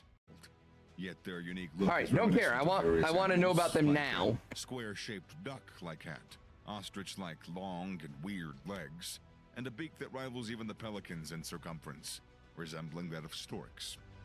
Even their young are not to be underestimated. Although born with a more average-sized bill and silvery gray feathers, as they mature, their bill grows even larger, becoming well-developed by the time they reach 43 days of age. Besides the bill, the majestic shoebill has some extraordinary physical traits that set it apart from all other aves. Hang on, Like I got. dark, eerie legs, strangely long and strangely thin, boasting a tarsus length of 8.5 to 10 inches. Attached to its Hang on, feet. I got a better video. This guy's taking too long.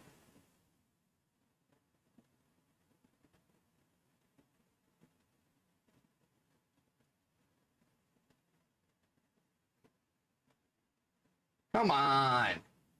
I know he's got a video on it. The hell?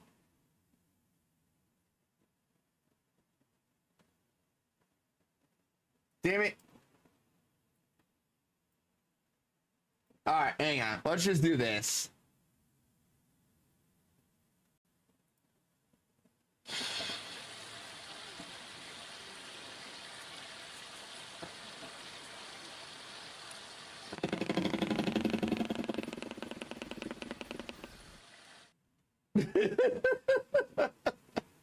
Dude, this bird stands 5 feet tall, is a descendant of the T-Rex. That would be awesome, boom. It's a really fun game. Like, it gets a lot of hate and for good reason, but it's a fun game. Shoebills and black vultures. But yeah, no, shoebill storks are straight nightmare fuel. They like clack their like bill together and they make like machine gun sounds. They're super tall. They're creepy as hell because they just stand there completely motionless for hours. And again, they stand 5 feet tall. Zach, Mother Nature be scary sometimes. So imagine like you're just walking around and you look over and there's a 5 foot tall bird just staring into your soul, making machine gun sounds with its beak. The funny part is, despite all of that, they're actually pretty docile and not a threat to humans. But they're just creepy as all hell. Yeah, it like kind of tucks its beak down into its chest and just stares. And it just stands there unmoving like a statue. Yep. So yeah, that's, what is that? What, isn't that like cassowaries or something like that you gotta be like super careful with?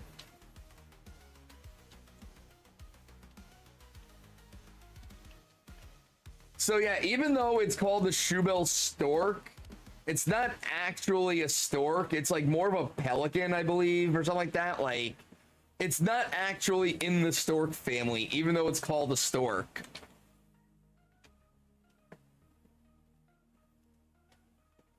Super creepy birds. And Zach, you said earlier it looks like a raptor with feathers and a beak. there's actually a lot of debate that raptors likely were feathered and not scaled.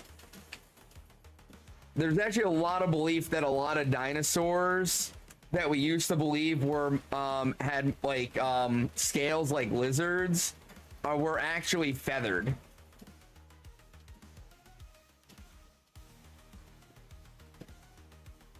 All right, petting zoo to peck my head one time.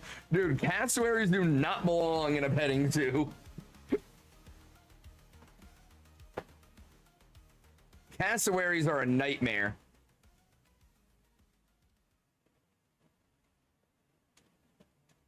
I mean, Greed, like, honestly, when you look at the raptor's body structure and the way its limbs are jointed and stuff, it's definitely a lot more similar to, like, an ostrich or a cassowary than a reptile. Most dinosaurs were feathered. If you take the skeletons of animals today and draw it like they did dinos back in the day, they look wild. Yeah, no. Like, when you look at a lot of, like, dinosaur skeletons and compare them to modern day bird skeletons, like especially like the land dwelling ones like ostriches, cassowaries, and stuff like that, a lot of dinosaur skeletons are very similar. Okay, it was an ostrich that pecked her. I mean, I still wouldn't put an ostrich in a petting zoo either.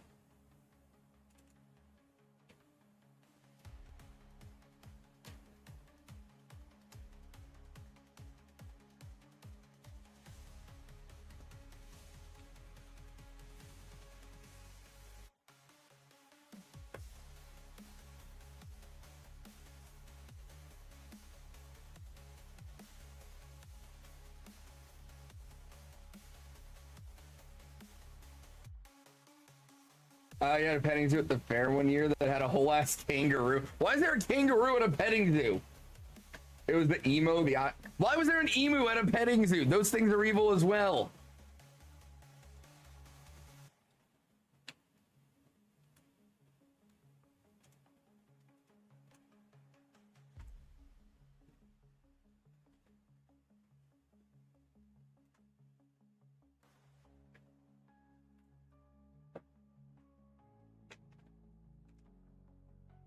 So I think I've told this on stream before, but it was a while ago.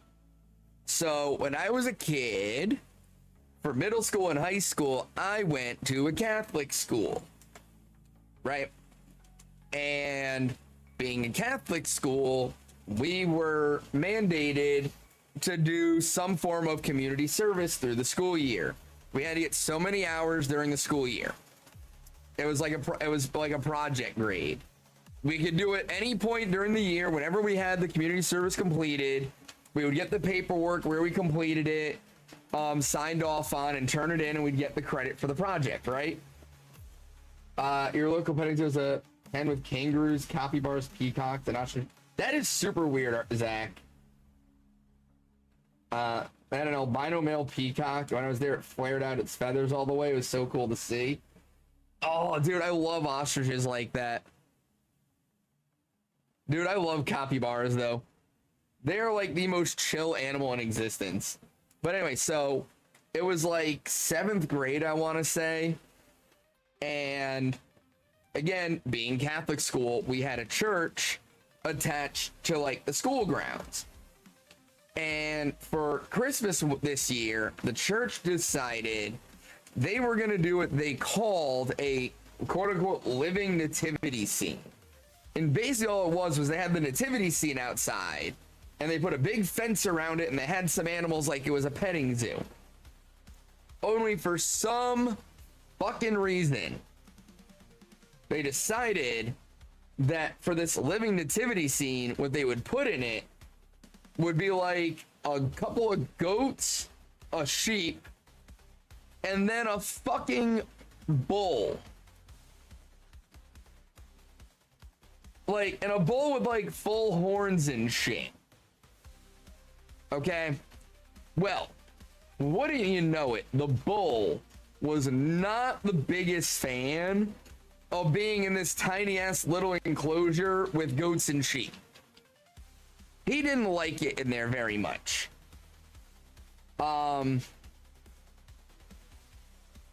I did not know that there would be a bull as part of this living nativity.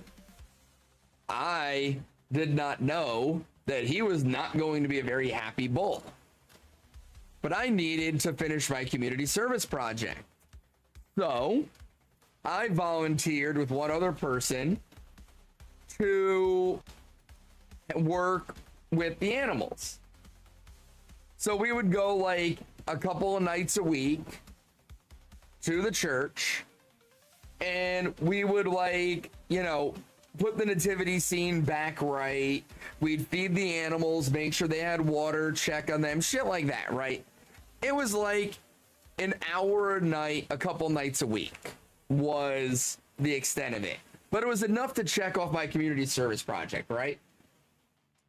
And then there was a rooster who could leave whenever, but he stayed there because he knew he got food. Dude, animals are smarter than people think. So we get there the first night, and this bull has just fucked up the nativity scene. He's like knocked over everything, stepped on baby Jesus. Like, he was definitely not a Christian bull, okay? Hermit, why? And not only that, but he was a dick to the other animals. We had these little hay bales, and we'd cut them open, and we'd dump them over the side. And we had like little like dishes that we'd put like other food in.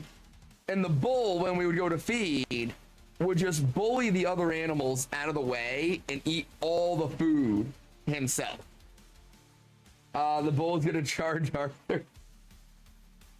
Yeah, so we had to figure out, because it was me and a girl that were doing it, and we were trying to figure out how do we get the other animals to eat. And so what we started doing was, like, we tried doing it where, like, I would go to one side with the food first, and I would distract the bull, and then she would come in and she would sneak in the other side and try to feed the other animals.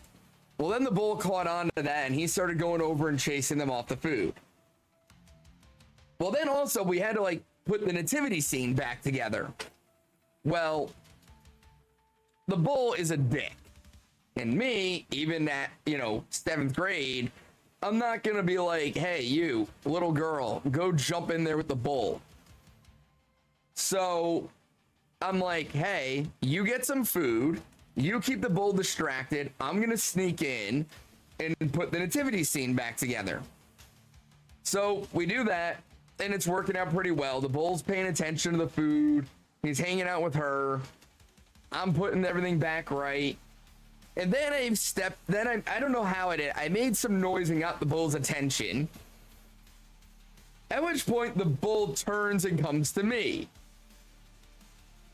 At which point I have to run and jump over the fucking fence as the bull comes after me.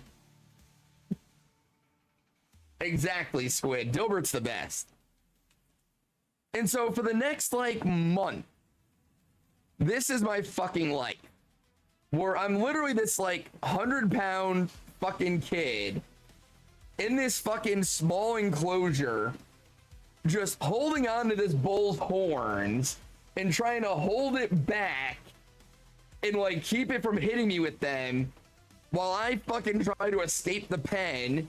And then we go back to trying to distract it while I go back to trying to fucking do everything. And they were trying to feed these other animals. It was a fucking nightmare. Like, within, like, the first week, I kind of gotten used to the bull and how he was. And, like, he never legitimately tried to hurt me, because now that I've been around cows, like, really been around them, I'm well aware that if he had ever really wanted to, he would have just fucking ended me. And there would have been nothing I could have done about it. I understand that now. In hindsight, he was just bullying me like he did the other animals. He just didn't want me in there with him. And he just was trying to encourage me to leave. But it was not worth the community service hours to go through that. It was a fucking nightmare.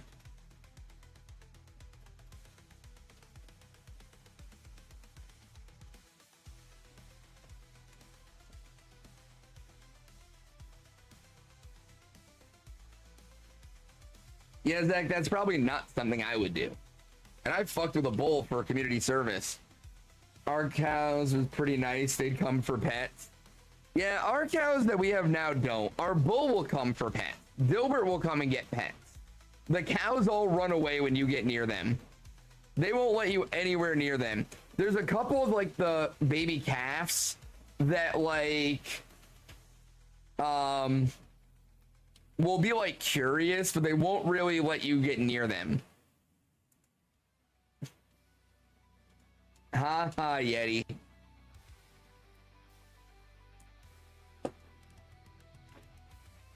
I got it for your. Oh, that's not for me. So yeah, like our cows are chill. Like they don't do anything. They just run away when we get near them. But our bull Dilbert, you can literally be like driving by in the golf cart and see him and yell his name, and he'll come running over like a puppy for head scratches. He's super cute.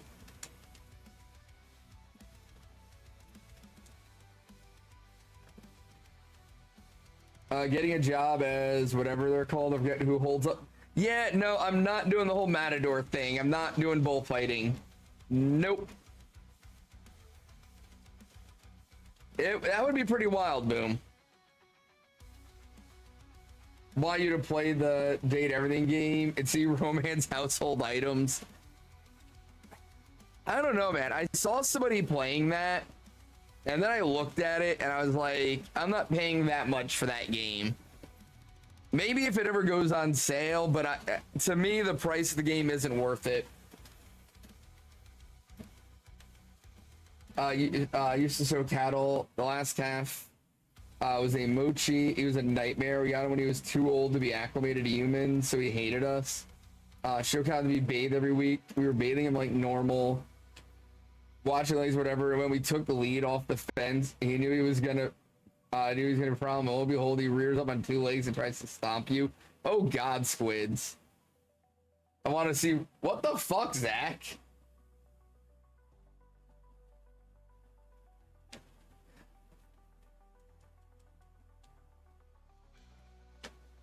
Yeah, I mean, I'm with you, agreed. It's not the most humane thing.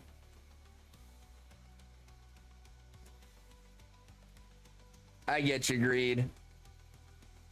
It's pretty fucked up. But yeah, I don't know about the date everything game. That and I was watching somebody else play it, and I just kind of was like, I don't see the appeal.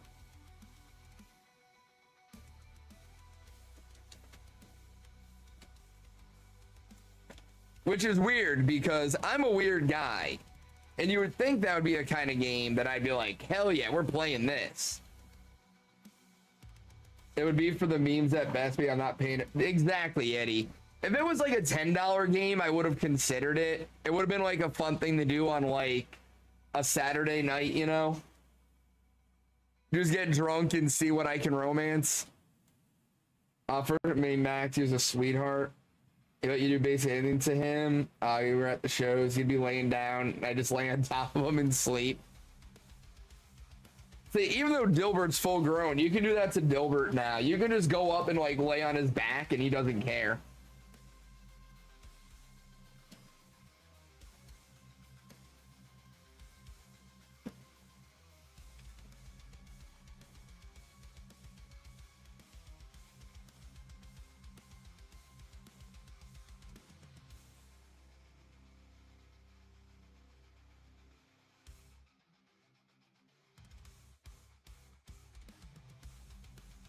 But yeah, the only reason Dilbert is friendly, and the only reason we have him, is because somebody that my father-in-law knows hand-raised Dilbert from a calf. Why do better to risk their life for a paycheck? Like, you need to pay the bills that bad? I mean, Zach, that can be said for a lot of jobs out there. Oh, really, Boom? A whole 3? Do you see where my Trubbish is at? And you're talking about 3?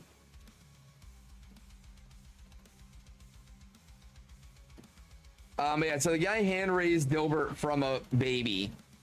And then his dad was going to send Dilbert off to become Steaks. And dude was like, no, Dilbert's my friend. I don't want him to become Steaks.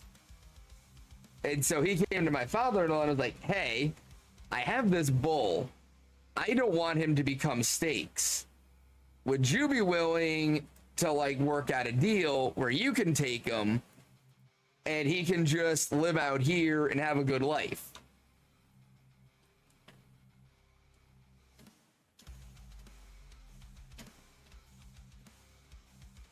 Every time I see ball, I'm like, it seems like a meme game. I mean, it definitely seems, it's definitely a meme game.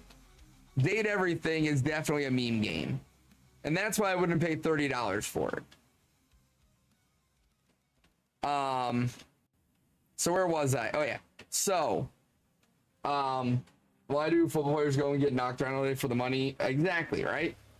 Oh, thank you, Boom.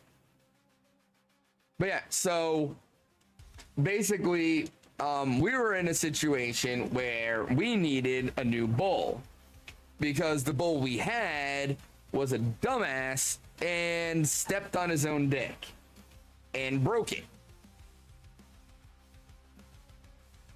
And my father-in-law had the vet come out, and the vet was like, you need to take this ointment and you need to rub it on the bull's dick until it heals. And my father-in-law was like, yeah, that's not happening. We're just gonna get a new bull. So because like he initially tried to help the bull, but then like because he stepped on it and broke it, it wouldn't retract. And then he kept dragging it through rocks and shit, and it was just a fucking problem. And it was just basically like, all right, I gotta get rid of this fucking bull. And then the other guy came along and was like, hey, will you take my bull? And so my father-in-law was like, fuck right, I will take your bull. And so he traded a couple of cows for the bull, and now we have Dilbert. And just the deal is when Dilbert reaches the point where he's no longer useful as a breeding bull, he just gets neutered and gets to live his life out free range, roaming the ranch.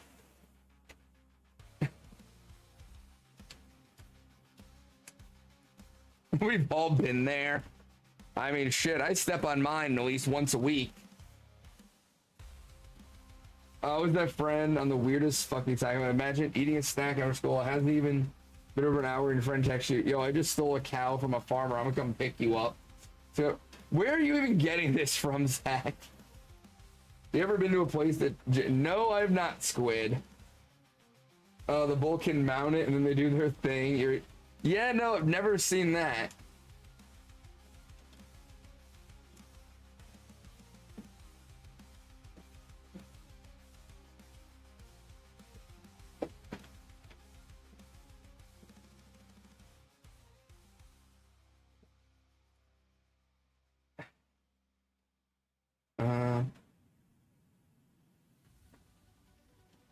You're in the desert. How the fuck are you in the desert? I saw you in school this morning. I mean, I don't know, Zach. Like, not to that extent, but I'm kind of that friend. Hades run is crazy and going to the third boss with all your revives. Good job, Greed.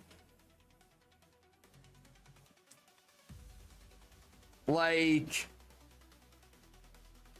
back when I still lived in Connecticut, I was hanging out with my friend one night and we got bored. So we just were like, let's go for a drive. So we just jumped in the car and started driving around.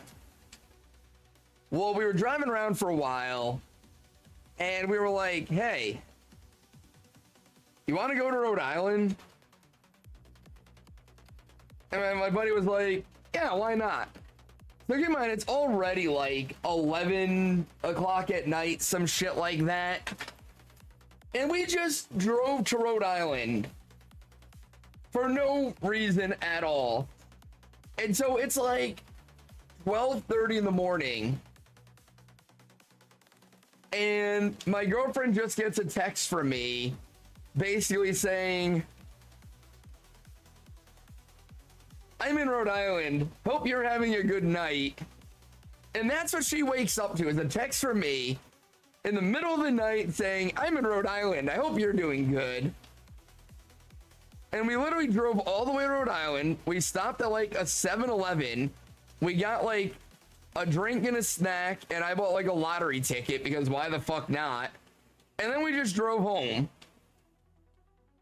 And that was it. Here's something in the basement. It's all, yeah, right? People in horror movies are so dumb. Like, get out of that house. What are you doing?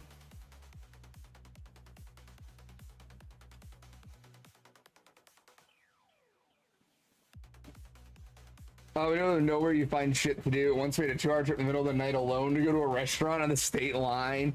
Right, Squid? That's what I'm saying. Like, I didn't live in the middle of nowhere, but where I lived, there wasn't a lot of shit to do at night. And there definitely was nothing to do late at night if you were under 21. Girl in the kitchen, head turning 360, and they're like, you okay, sweetie? Dude, I just hated school up until college, boom. I hated every grade up until college. But yeah, so like, there was never anything to do for somebody that was like 18, 19 years old. So we would just do random shit. The best would be when like various things would happen and we would end up having to talk to the police. And it's like 1 in the morning.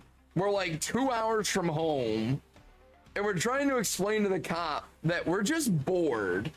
And we're not actually doing anything. Like, we have no legitimate reason to be where we are, much less to be there at 2 in the morning.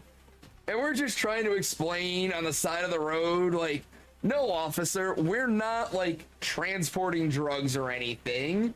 We're literally just bored and we have nothing better to spend our money on. So we're spending it on gas and tires.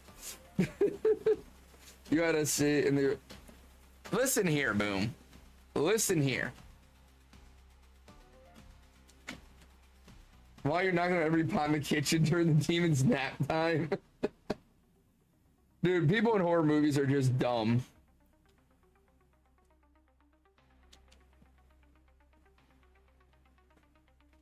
Although we literally had one night, we're out, like, 'cause we used to do this shit all the time. We would just drive around for no reason other than to drive around. Like, we would just look for like shit to maybe do. There was never anything to do. We never found anything to do.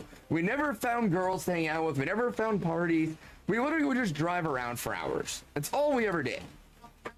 And so there's one night me and my buddy are driving around like this, and where I lived, like, there was no 7-Elevens near us. Like, the closest 7-Eleven was like an hour away. And so every now and then we would make this drive up to this town an hour away to get Slurpees, because why not, right? So we're like driving around and we just happen to end up in this town. We almost got pulled over making a 5 a.m. donut shop trip, and the cop asked why I'm outside. Just like that, it said donuts.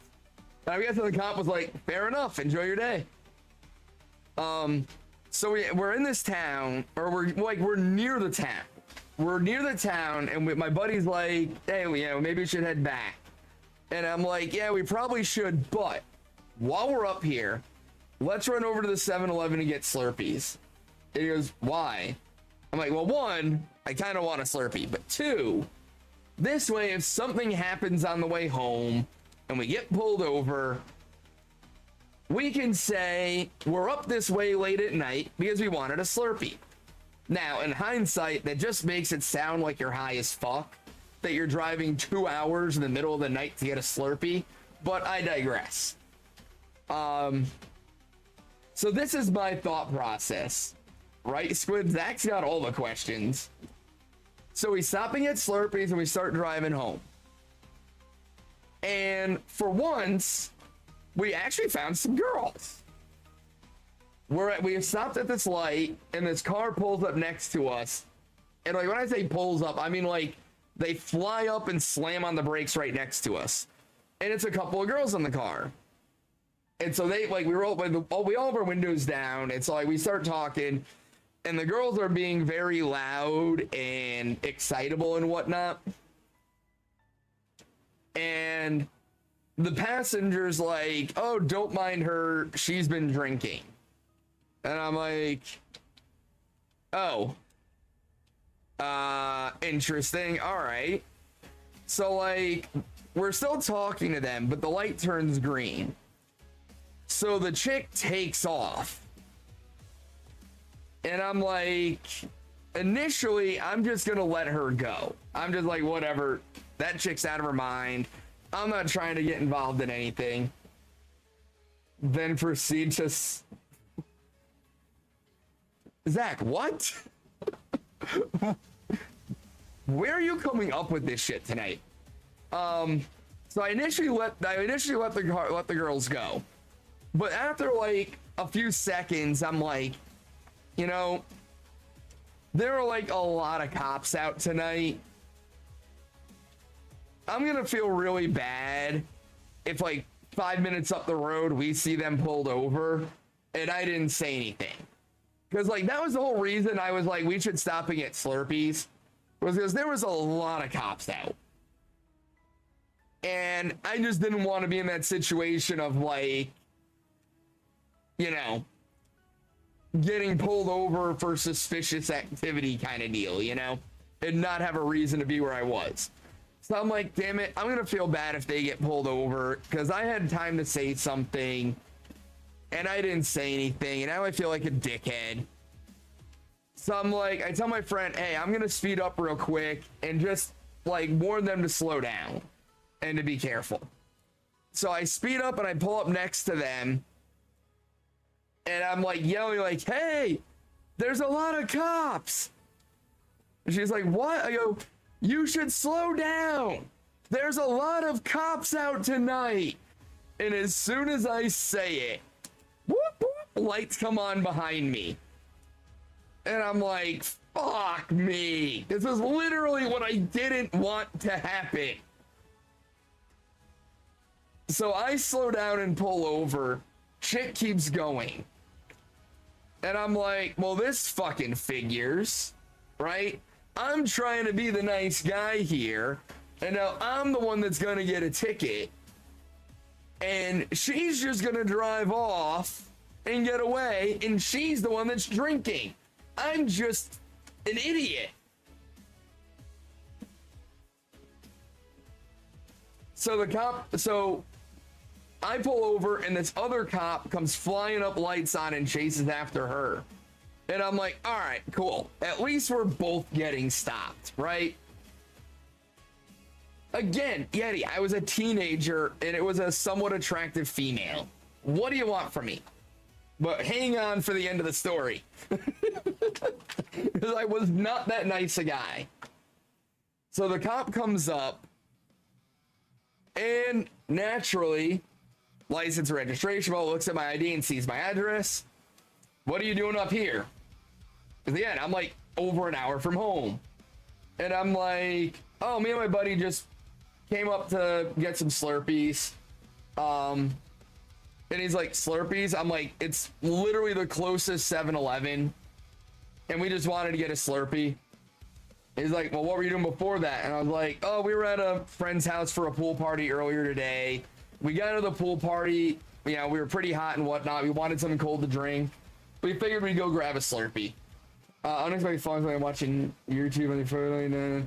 Oh, dude, I love when that happens, Zach. I live for those moments. And so the cop's like shining the light in the car, and like there's like rolled up, you know, towels in the back seat from like being at the pool party and shit. And he's like, or I'm trying to remember, I think it was a female cop. I'm trying to remember.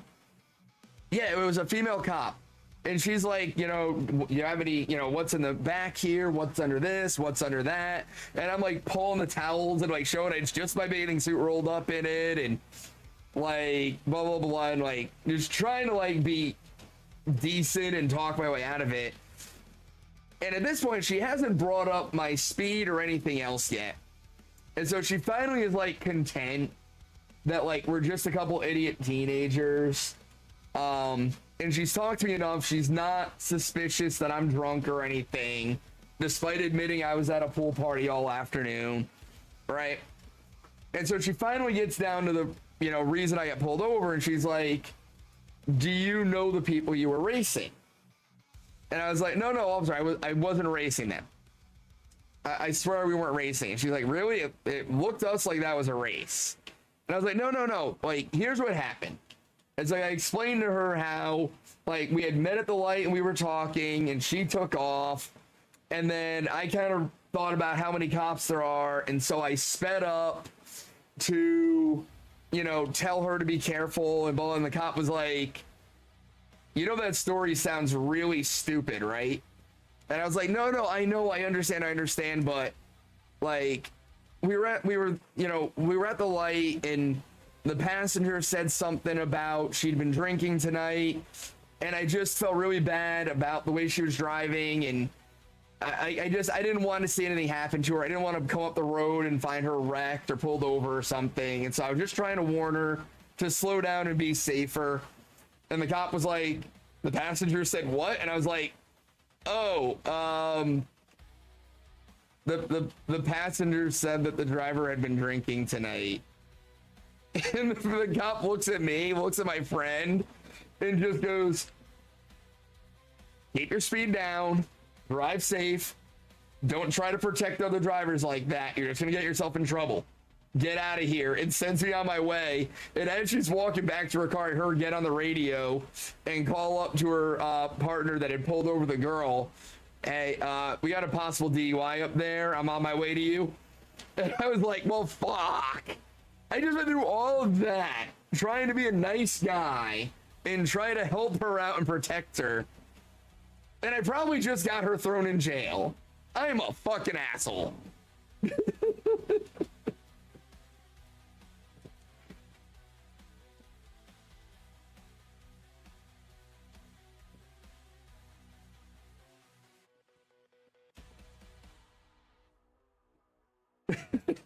But at the end of the day, the Slurpees came in handy, because the Slurpees gave me an excuse to be there to begin with. She got what she deserved for driving drunk. No, I mean, it's on her for being stupid 100%. Like, it definitely is. But I still felt like a dick.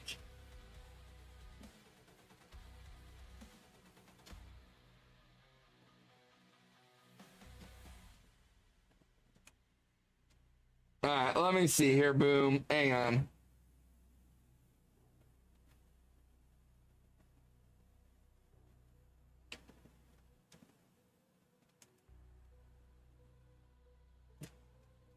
Dude, boom. You and your RNG manipulation and whatnot. Can we get Jer to play Faz with us? Oh, God. I will have to ask him. I mean, he probably would. Book would definitely play Phasma with us. I know Book would.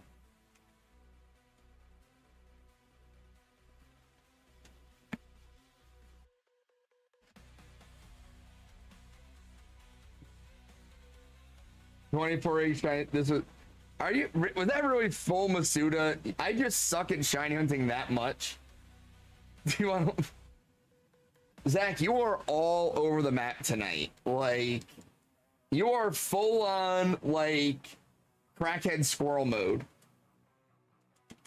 Damn it, Boom. I at least felt a little better when I thought you were doing, like, RNG manip. But if that was just your luck, now I just feel like shit. I haven't played that game in so long. The last time I remember was drinking Fireball and calling the ghost an asshole. I did that too, Greed, the last time I played.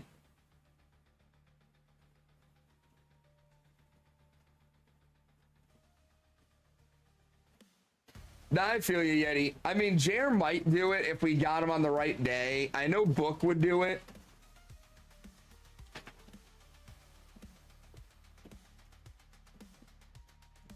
How much you want to bet I put a Trubbish in the daycare and first it's shiny? I mean, the thing is, with you, Boom, I know that's a possibility. It might not be 100% legit, but I know it's a possibility for you.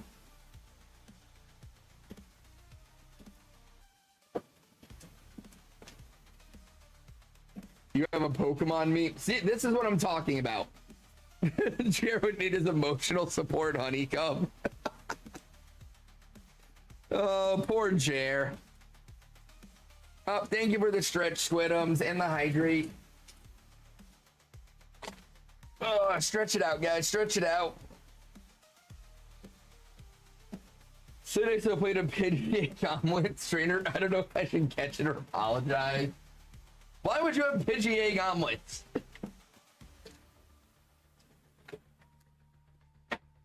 Nah, you're good. Like, honestly, Boom, I'm not one of those people that really cares. Like, I said before, like, you play the game how you want to play.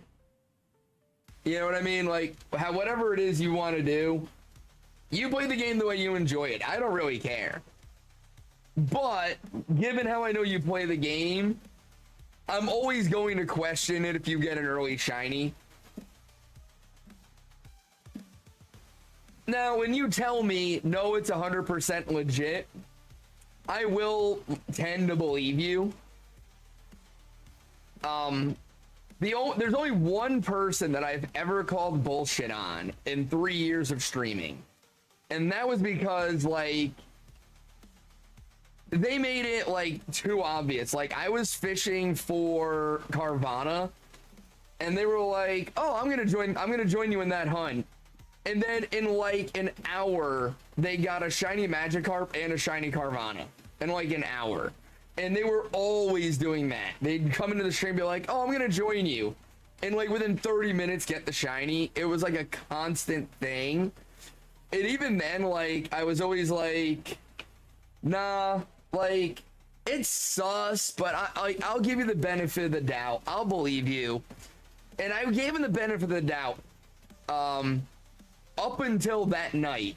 Because he got the Magikarp and the Carvana almost back to back. And that was like that's the only time I've ever called just straight up bullshit on a viewer. And been like, no, you are 100% either lying or hacking. There's no fucking way you did that legit. It's just not possible for you to always have that level of luck. Like, if you had just gotten the Magikarp and that was it, I would have been all right. But to get the Carvana like 10 encounters later, nah. Yeah, that was a happy smile. When I evolve, I will tear you and your team to pieces. Just wait. And then it evolves and you bring out an ice type and just destroy the Gyarados. Do it yourself emote. Why are the wings pink? But yeah, Boom, that's the only time I've ever called bullshit on a viewer.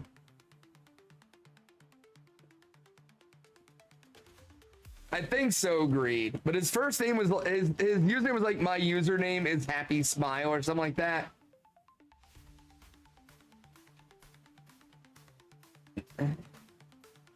Oh no, I trust you, Pat. At least right? I mean, all my quick hunts are on stream. Like, obviously, like, you guys are watching me set up the hunt.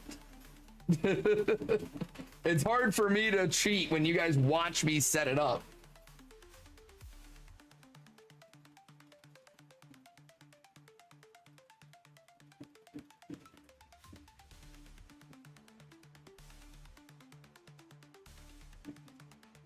Freeze dry, right? That's what I'm saying. Now, back in the early days of Pokemon, Gyarados was a beast. Now, meh. If you see reverse, you probably one more time, I'll drag you to the bottom of the very entrance and drown you. I don't know, I think my favorite, like, Pokemon when it comes to just having beef is Rayquaza. Because between, like, constantly having to come down and put Groudon and Kyogre in their place and be like, listen here, you stupid fox, I'm trying to take a nap. And then just the way he's on site with Deoxys, like, just sees Deoxys and is like, no, you may not exist.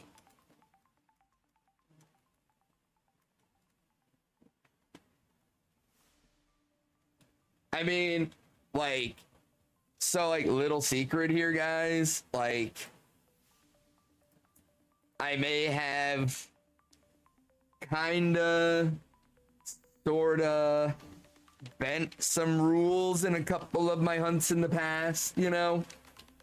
Like, you know, how did I do the Celebi hunt, right? Like, wink, wink, nudge, nudge. I had to do some sketchy shit to do the Celebi hunt.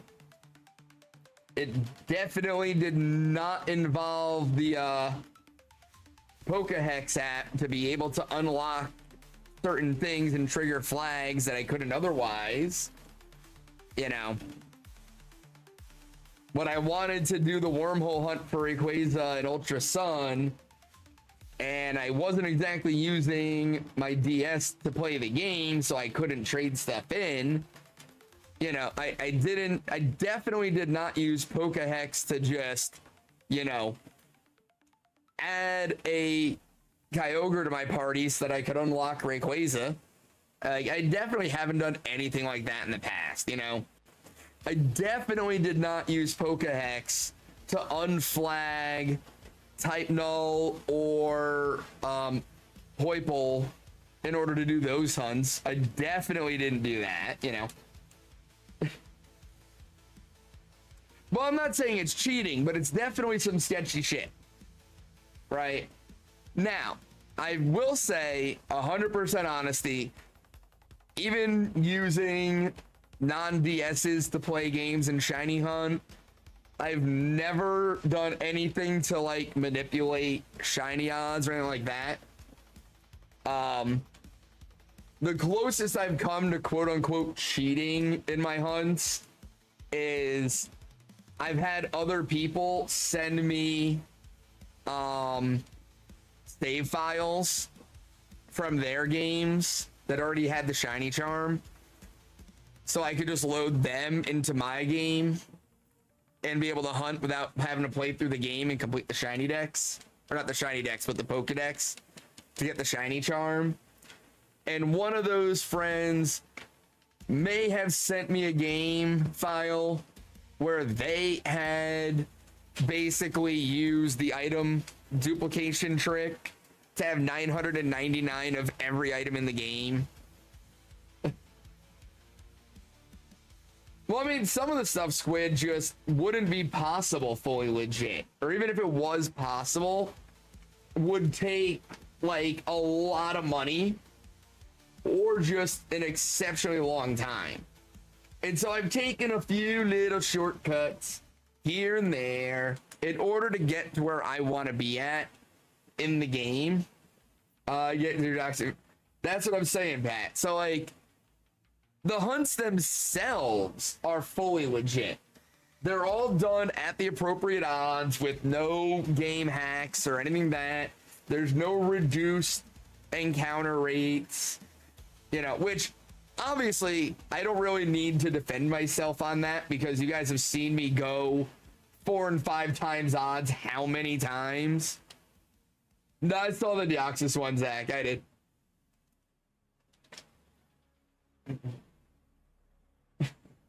I'll delete you from existence. I mean, he really would. Like, Rayquaza is straight up on site with Deoxys. He's like donkeys and coyotes. Like, bitch, how many times do I have to tell you not to come to my territory?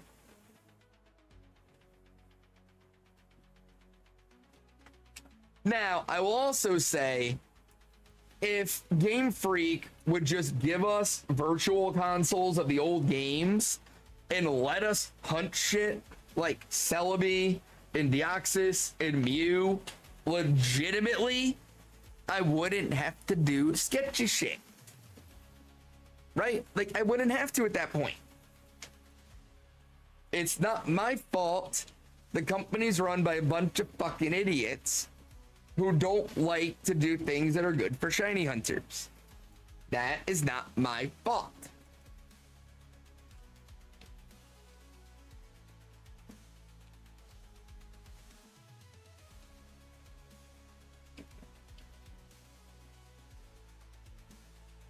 Some shinies that are only available through events or gifts. Right. That's what I'm saying. Like, I mean, Mew has never been available in the US as a huntable shiny, except for the one they gave away in Scarlet and Violet, you know?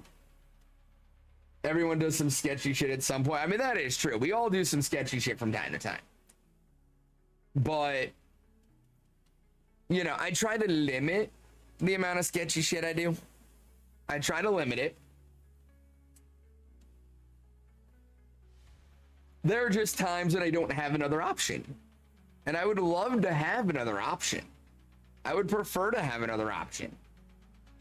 Because other options are easier. I don't like having to download a bunch of crazy shit and install a bunch of nonsense and transfer things to memory cards and everything else. And I would rather not do all that.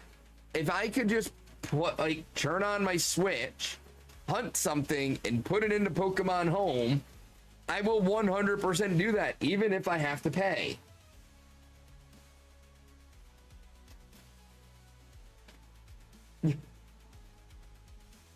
Eternus, if you come back one more time, we're gonna obliterate you with our... I mean, I feel like Eternatus... But, like, Zacian and Zamazenta return before Eternatus did. So, like, does Eternatus return because they returned, or do they return in preparation for him returning? You know? Like, what came first, the chicken or the egg? Would Eternatus still show up if Zacian and Zamazenta didn't?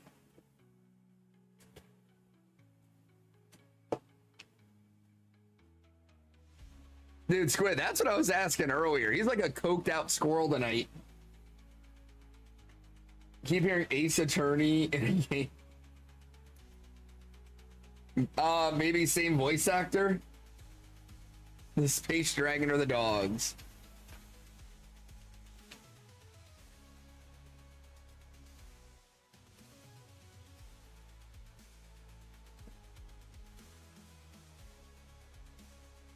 Ugh. Is it weird that I kind of want to do a shiny hunt for a roaming legendary at some point? Oh, the sounds. Couldn't tell you on that one, Greed. I got nothing for you.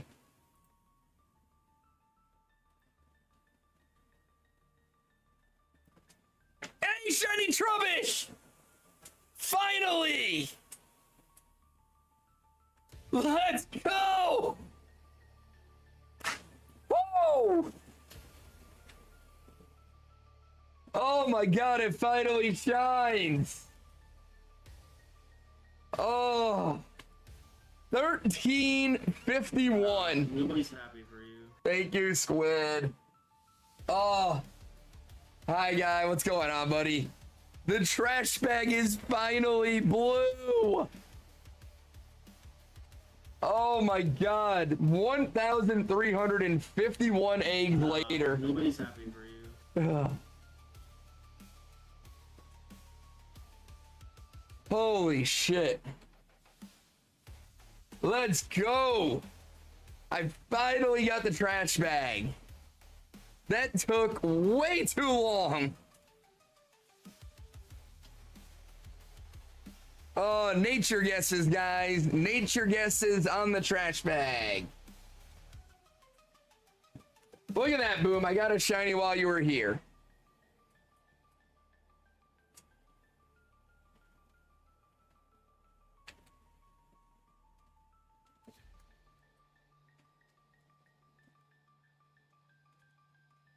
Woo! We got naughty, we got sassy, we got bold.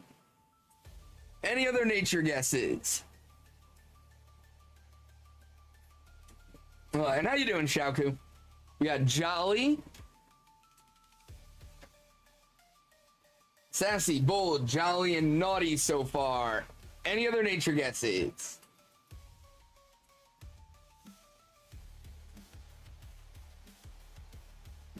Timid. All right. It is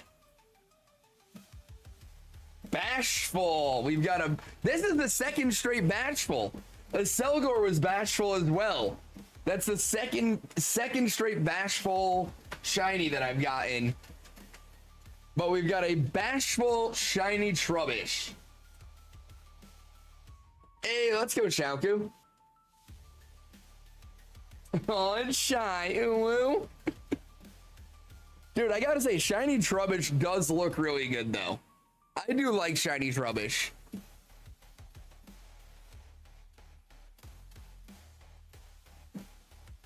Oh my god, the nightmare is over.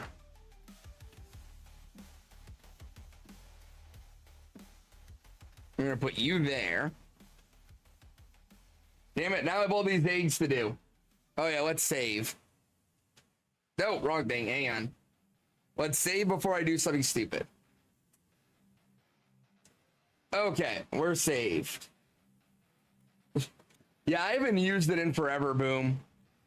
I literally just used it like a year and a half, 2 years ago to uncheck some flags in Ultra Sun so that I could do some hunts that I wouldn't normally couldn't have.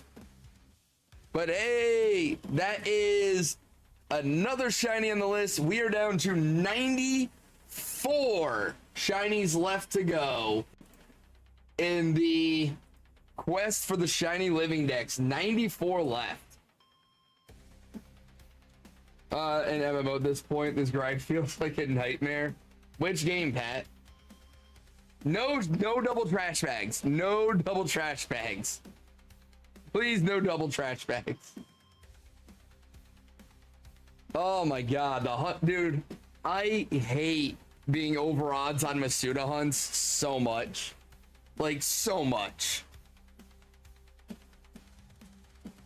And going almost triple odds on a Masuda hunt is a nightmare. Ah, I got you, Pat. And now I still have like, what?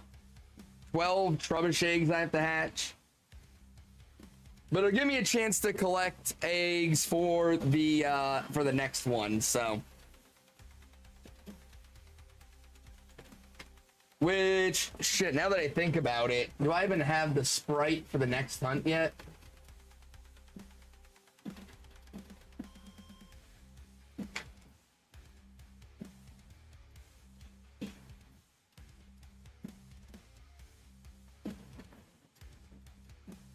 That's the question.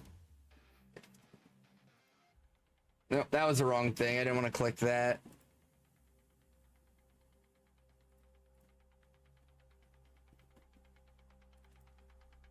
Back-to-back nights, you got a shiny that deserves a spider bomb. I don't have any of the whiskey.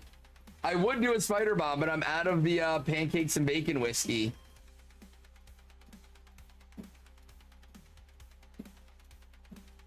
Of course I don't have it yet. God damn it. Hang on. Gotta get a sprite for the next hunt. I just said I'm out of the pancakes and bacon whiskey, and I'm out of Fireball. I need to go to the store tomorrow. I am out of everything.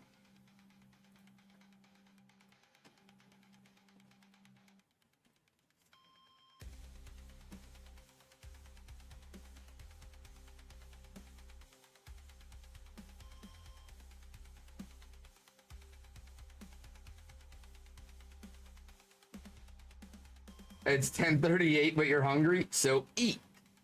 How is that a problem? If you're hungry, eat something.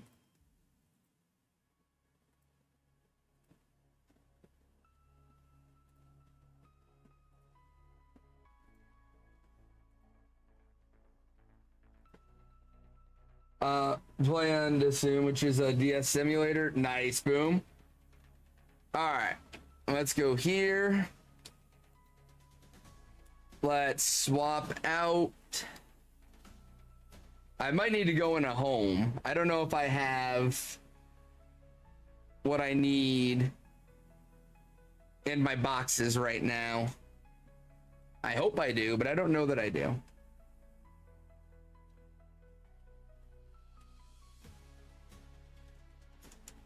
And I do not. Damn it. I gotta go into home real quick.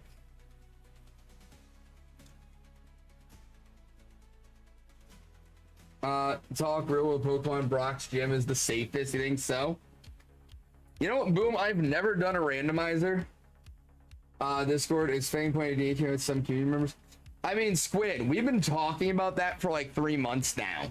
Where have you been?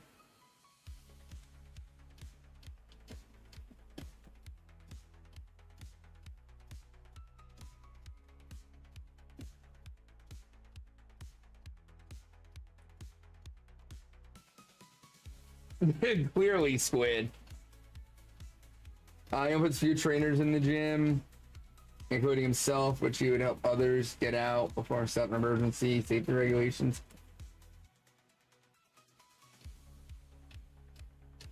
Thankfully, I've turned my trusty frying pan into a drying pan.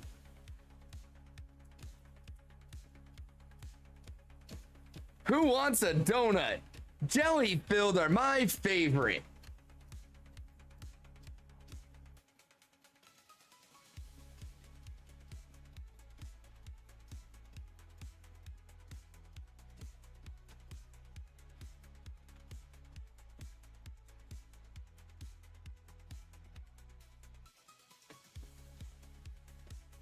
See other play Pokemon too many types. Emerald with 50 new types added. What the hell?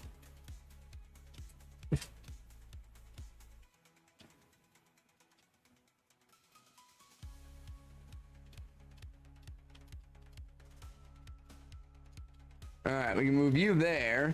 Now, where did my Garbodor go?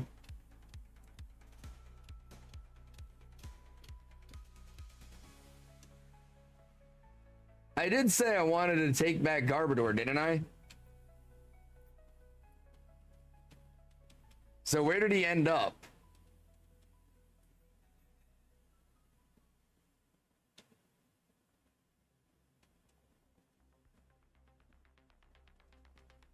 I'm so confused. Oh, you know what? He's in my party. He's in my party. That's what's going on.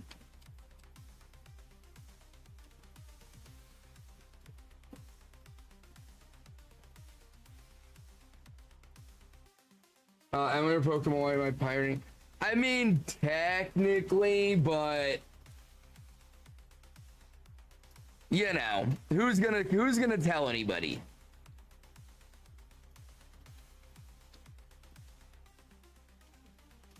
Oh wait.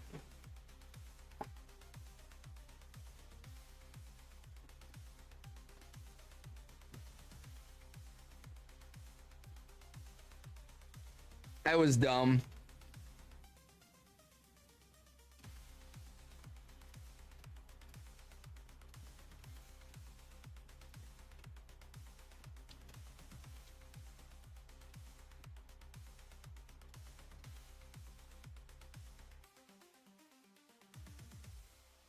Yeah, but so if a new one comes out, you might get it for the sole reason of playing it.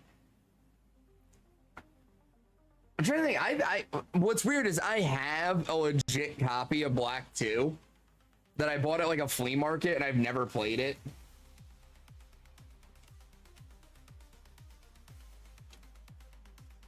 You know, Zach, I never looked at any of the characters' league cards in Sword and Shield.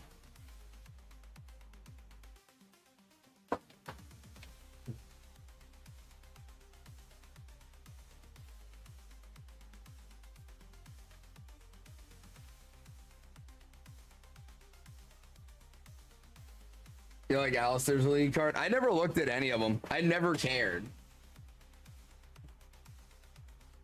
Dude, I'm telling you, like, I don't have anything. Like, that's it. It's just generic. I never did anything with it. Came back X-File. See, so that was a thing, Greed, for me. I never had a handheld system growing up. For whatever reason, my parents got me every system, but wouldn't let me, like, wouldn't buy me a handheld. So I played Gens 1 and 2 at a friend's house. And then I played 3 on an emulator. 4 and 5 I didn't play. And then I played X and Y, Oris, and everything since. Oh, which one? The card code?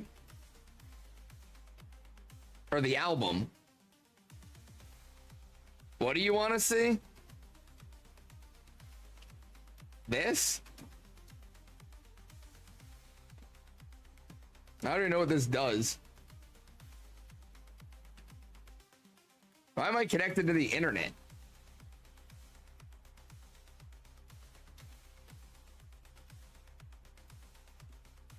Actually, please, we found all the secret areas.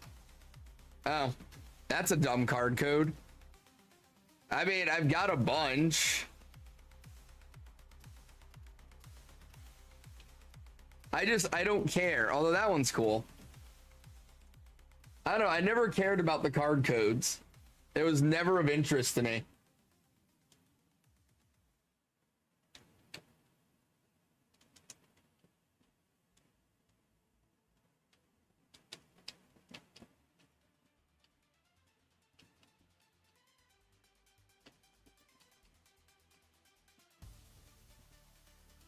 Yep, there's my Garbodor. Let's put you back here. Out of the way.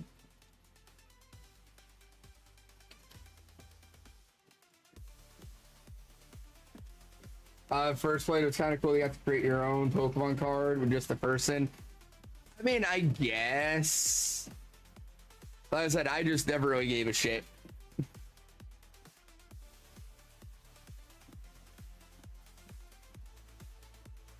Alright, now to set up the next hunt. Actually, you know what? We're gonna put those back where they were. 4 hours of running around to find Shaman Island. Yeah, no, I never... Oh, wait. Fuck. I definitely don't want to be connected to the internet. That's better. Oh, wait, you know what? Let's save again. All right, now to collect Sizzlepede eggs.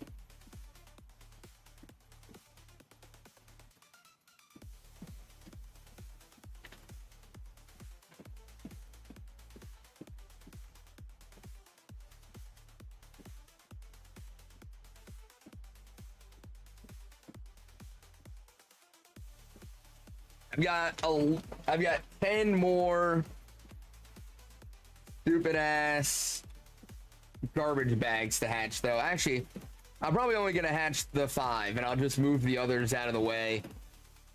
That's probably what I'm gonna do. I'm not trying to hatch a second trash bag here. I've already got 2 shiny Garbodors. I don't need 2 shiny Trubbish. Not trying to do all that.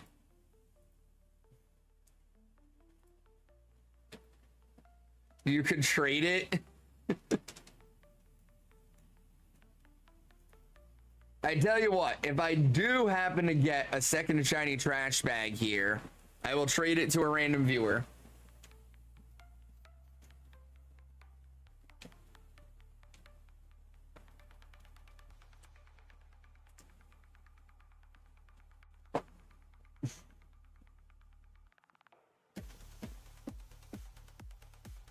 But yeah, that was 2 nights in a row I got a shiny on stream. That's not something I've been able to say lately. It used to be something that was pretty common. With me doing multiple hunts, like, it would be pretty common that, like, one Switch would get a shiny one night, one would get it another night. But lately, it's been like, everything's going over odds for me.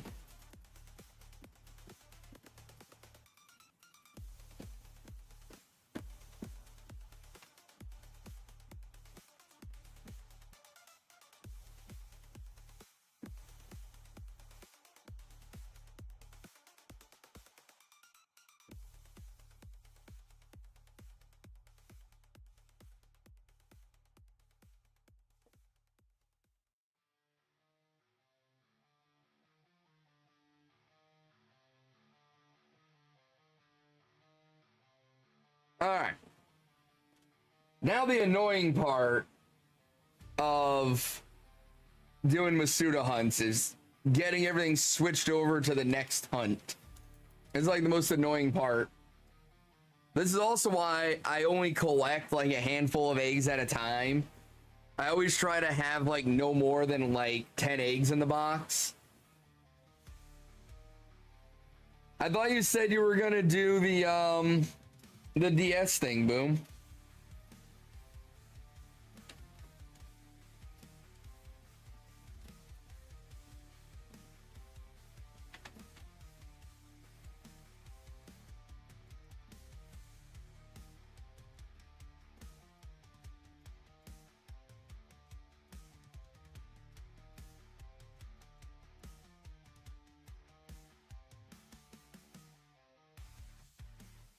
Oh, what game?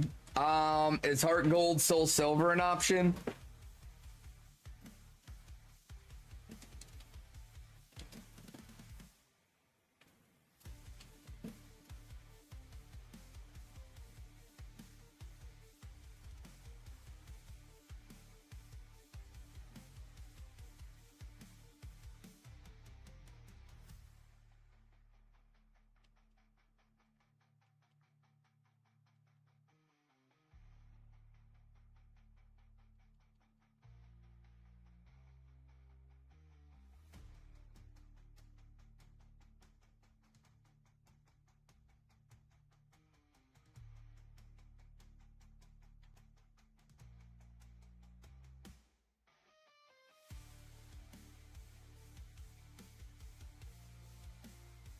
All right, hang on. I gotta get ready to do some things here. All right.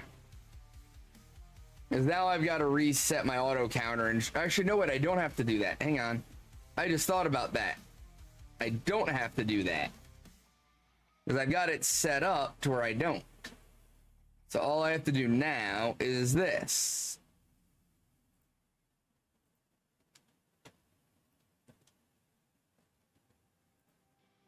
Oh, and this.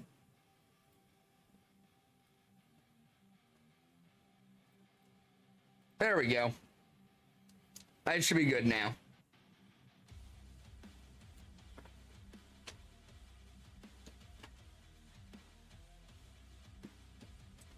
All right, on to the next Masuda hunt.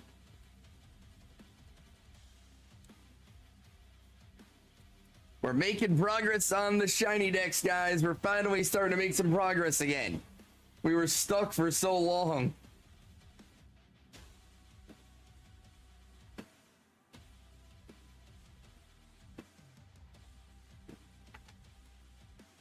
Dude, it feels so good seeing that number drop. You think this one's gonna be a quick one, Yeti? I thought that about Nidorino. After going, what, over 8,000 for the last two, I really thought Nidorino would have shined by now.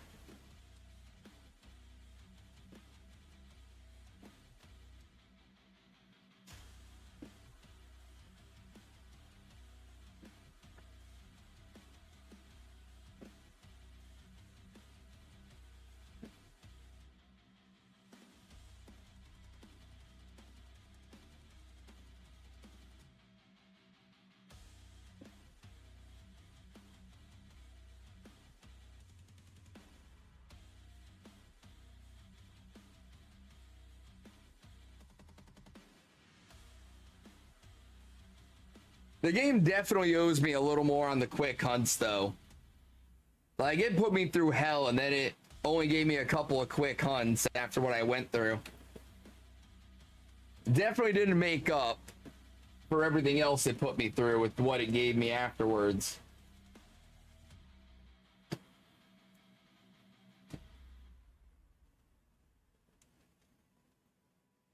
Yep, okay, auto counter is working. Dude, I wish like Sizzle P is kind of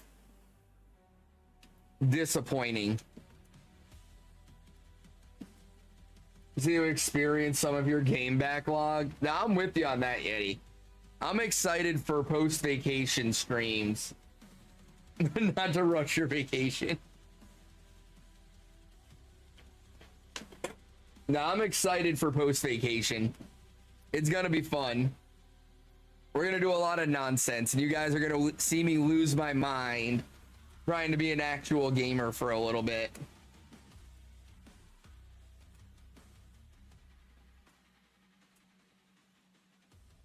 Yeah, that would have been a lot nicer, Yeti. Would have been a lot nicer. Ah, damn greed, you finally did.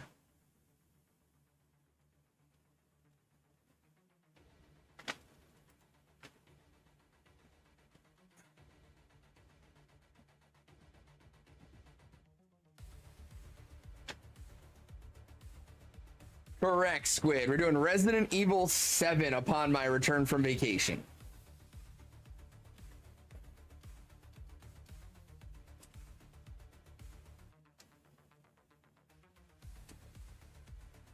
I don't think I have enough eggs yet. Let me get a couple more before I swap over.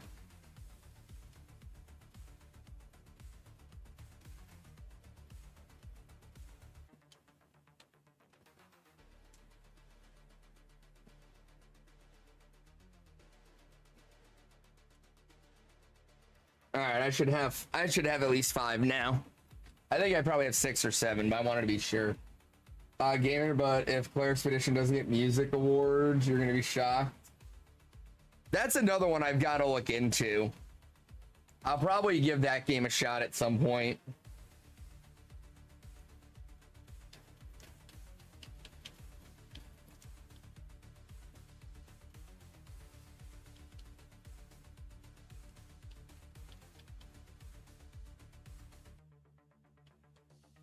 All right, and I will be right back, guys.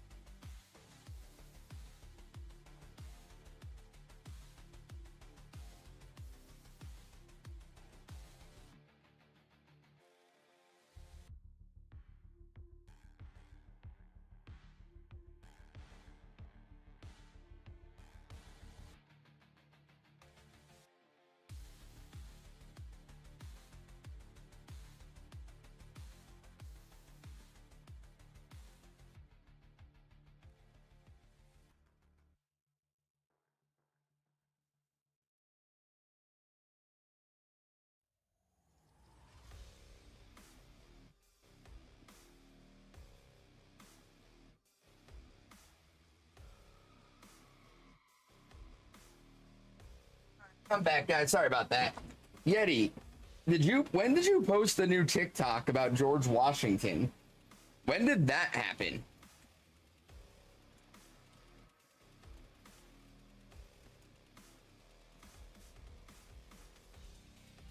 But anyways, how's everybody doing tonight? What's everybody up to? What games are y'all playing? What are you doing besides watching me? I know most people, when they're watching streams, they're usually doing something else. So what are y'all up to?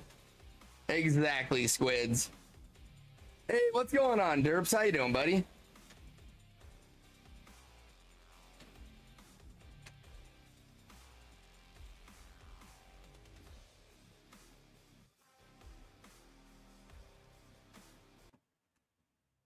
Chilling, nice. Playing Hades, hell yeah. Badge quest, fuck yes. You gotta be getting close, Squid. You've gotta be getting close. You're putting in the time. The game will reward you soon. The drunken playing SAO, hell yeah, Mika. That's what I like to hear.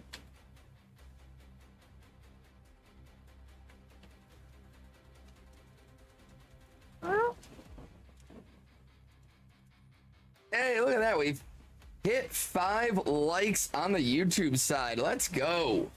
I forgot to set the like goal tonight, but the like goal would normally be 5. That would be the first time we've reached the like goal on YouTube. So hell yeah, guys. Thank you so much for the support over on the YouTube side. If you are enjoying the stream tonight, make sure drop a like on the stream, subscribe to the channel. I stream most nights. I'm looking at putting out some more YouTube specific content in the future. So yeah, be sure to stick around for it. Join the community. If the game rewards you with a shiny scope, and I'll lose it. You're hatching eggs for an old Masuda hunt and sitting in your box over here, and you happen to get a shiny. Ooh, nice there, but what? Ah, okay, gotcha, Yeti. I was like scrolling through my TikTok, and all of a sudden I got a Yeti, Professor Yeti video, and I was like, Nani the fuck? Yeti didn't say anything to me about posting a TikTok.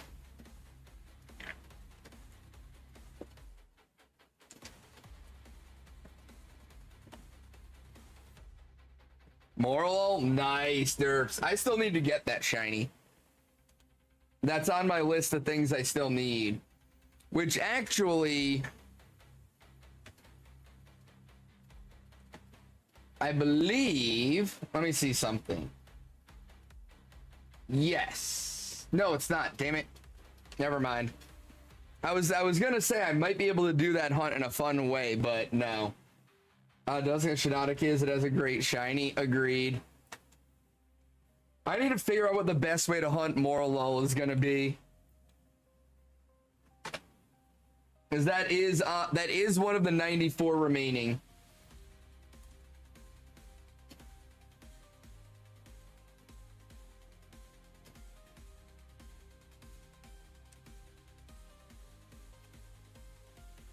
And while yes, I'm doing Masuda now, I would prefer to do things not Masuda as much as possible.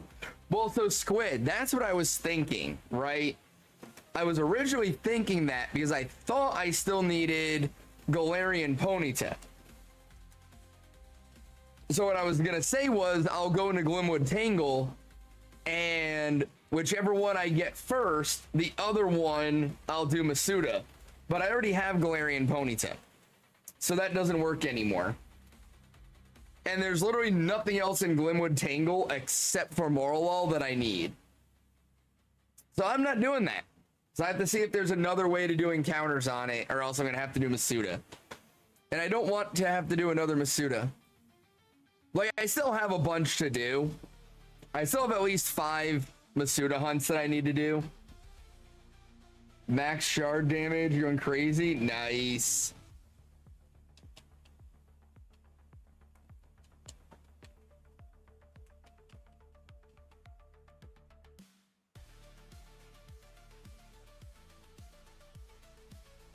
Actually, here for the YouTube side, let me give you this. So this is my shiny dex tracker. So that'll give you all the shinies I currently have, as well as what is still needed for my shiny decks.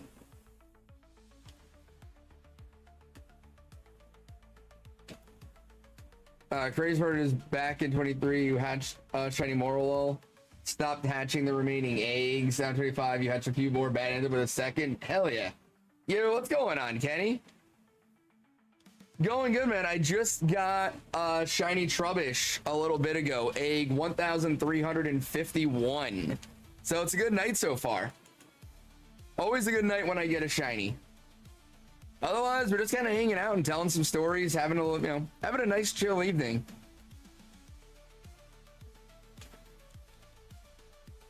Yeah, I got the trash bag. Almost went 3 times odds on it, but I finally got it. And it is a good shiny. I'm very happy with it.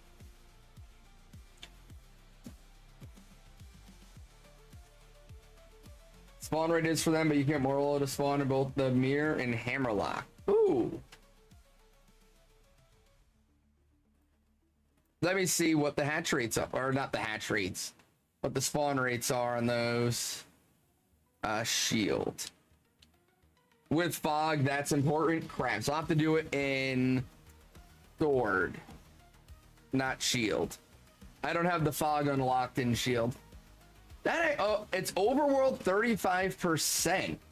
That's actually a really good spawn rate. 35%. I'll take 35% spawn rate any day. Pokebuddy. Hey, look at you, Derp, with the shiny Simpor and the PCG. Hell yeah, man. Congrats. Alright, so maybe... Alright, so what we'll do is... On my sword account, I did start a Masuda hunt for Blipbug a while ago and never finished it. So what I'll do is... You could emulate Sword and Shield. Oh god, Boom. I've never tried to emulate a Switch game before. But yeah, what I'll do is after Sizzlepede, I'll find... Old Boom is back. Is that really a good thing, Boom? But yeah, after Sizzlepede, I'll find a reset hunt I can do on my shield account.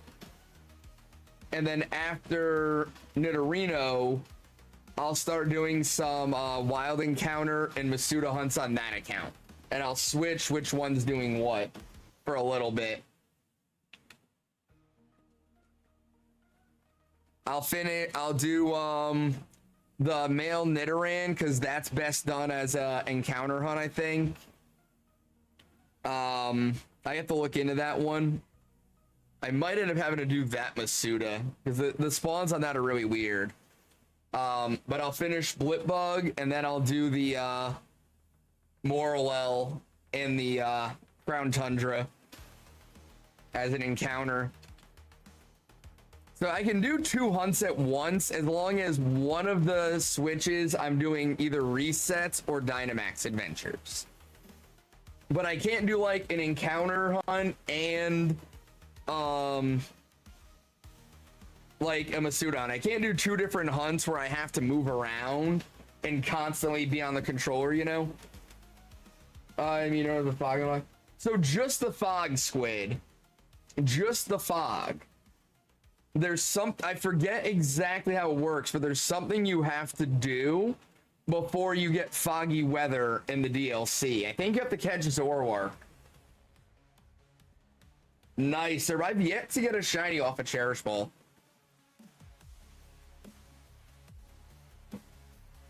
But you have to do something before you can get fog in the DLC.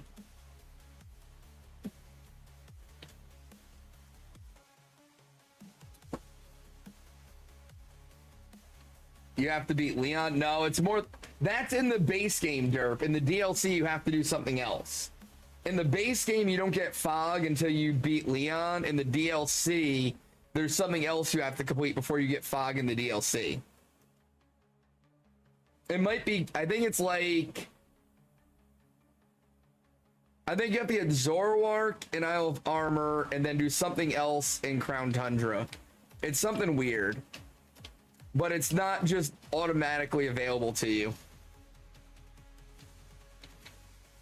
It's like a special weather condition.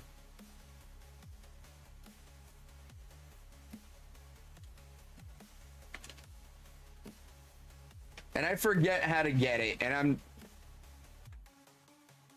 I know I have it available. How did I never notice that? You probably unlocked the condition before you needed to know when it was foggy out.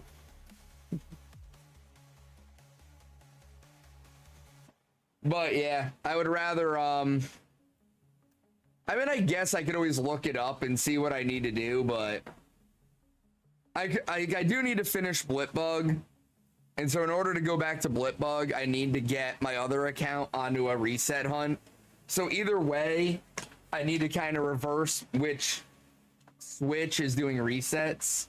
So I might as well do it after Sizzlepede. I gotta figure out which what hunt I'm gonna do after Sizzlepede though. Maybe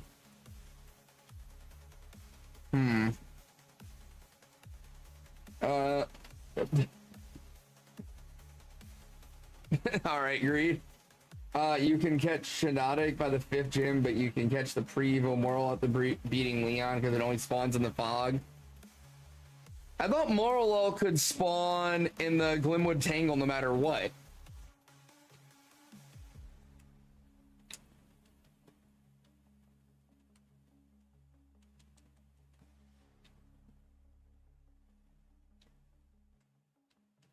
Let me see. What am I going to do next?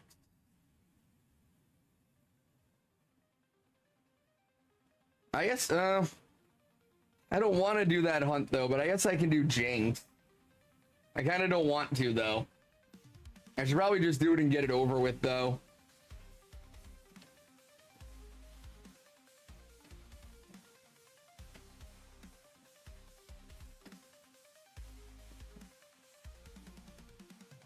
Oh, yeah. No, wait. Nope. You're right. Moralo only spawns in the DLC. That's so weird. I need Jinx, but I don't want to hunt that. It's so weird. I don't like it. Linoon I could do. I do need both versions of Linoon. Or I need Ziggy.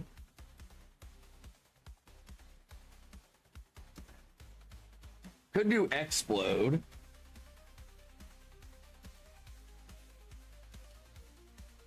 Trying to see what I'm gonna do after Sizzlepede here. Trying to have a plan for once. Stoutland. Ooh, Boldor. Yeah, I'm not looking forward to hunting Jinx at all. Oh, right. Boldor doesn't have a strong spawn. It's just got a really high spawn rate.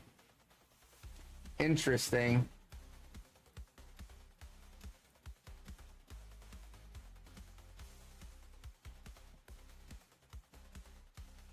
Oh, I could finish the ice cream cones. I could do that.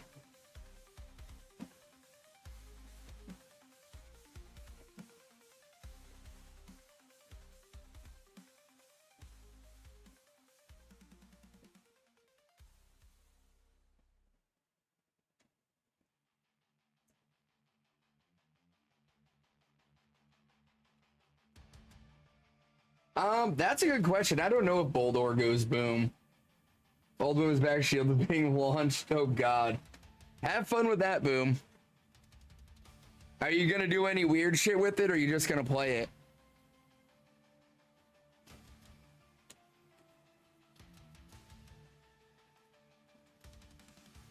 I don't know. I've definitely got some options for strong spawn hunts.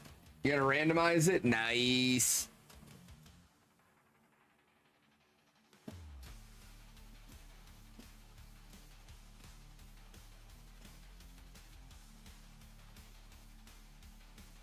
Kind is a literal kill, or oh, Jinx is a literal kill on sight for me with its Prevo and Boulder does go boom on occasion. Good to know. I'll have to verify stuff and make sure I'm using a damp mon if required for the one I'm hunting.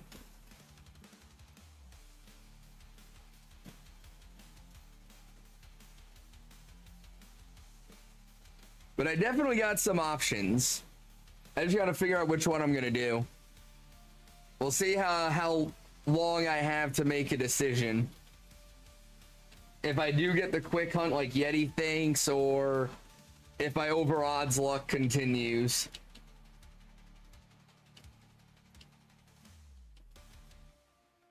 Almost tempted to hunt Sizzlepede in the gym. I thought about that, derp, but I didn't feel like hunting it with those kinds of odds. I was like, screw that, I'll just Masuda it.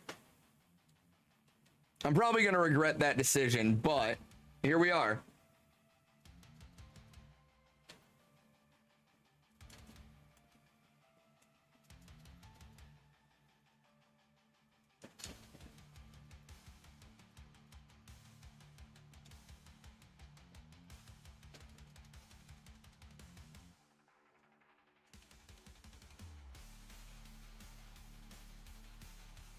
I might do a Kabu Gym shiny hunt one day. I believe, Squid, that I believe that it's full odds even if you have the charm. That's why I opted against it. I might do a Kabu Gym hunt one day just for shits and giggles. Took, I think, 10K. Oh god. Yeah, derp, that's gross. That's exactly why I opted to do Masuda.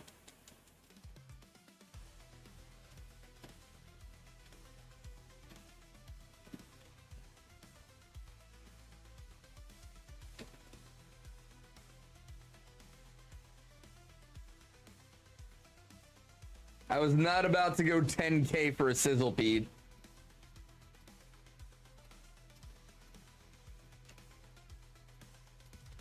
Boom, I would say no.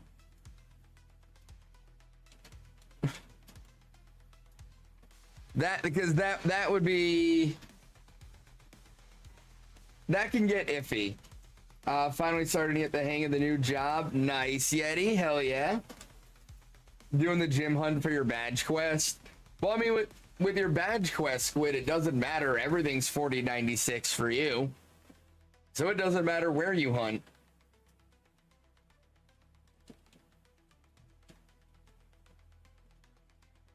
But yeah, boom, that can get iffy.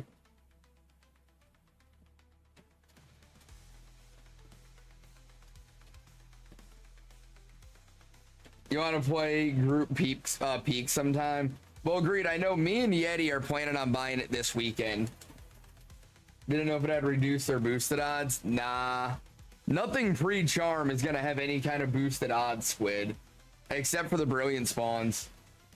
2 of the 3 shinies you phased on the Vulpix, then Litwick. Oh, damn. That's not too bad, derp.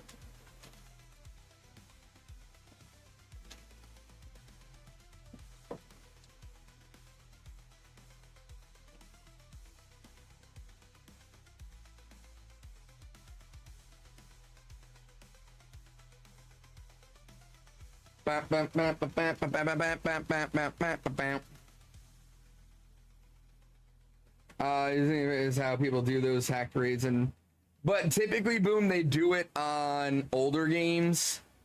You know what I mean? And doing it on older games is like Nintendo still isn't a fan, but they tend to be a little bit better about it. With the newer games, they can be kind of dicks about it. So it can just be a little weird. So,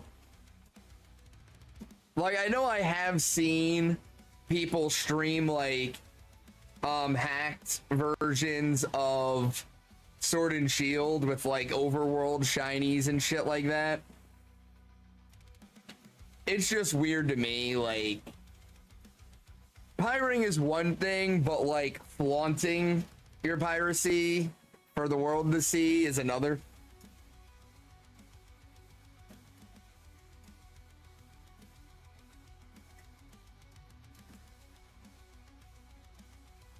Give egg. Give me egg. What is wrong with you, woman?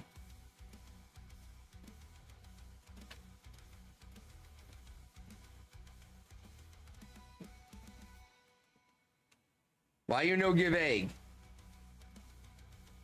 There are likely bot accounts that don't care if they get blocked. No, I've seen like legitimate streamers do it, Squid.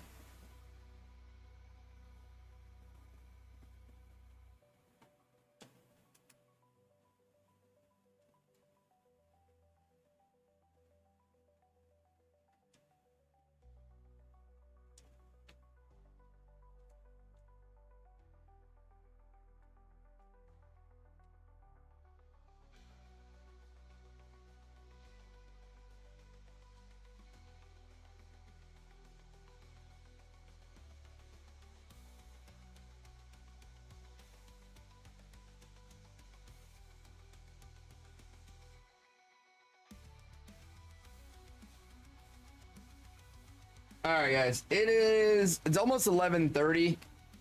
I'm gonna hatch 5 more eggs here. Thank you for the shiny luck, Squidums.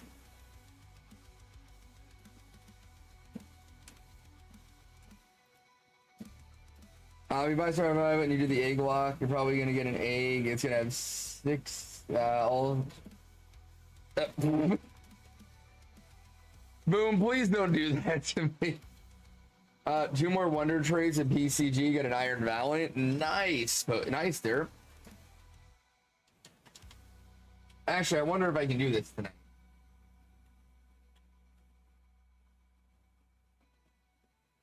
Did it not? Ah, damn, I don't have enough active PCG players tonight.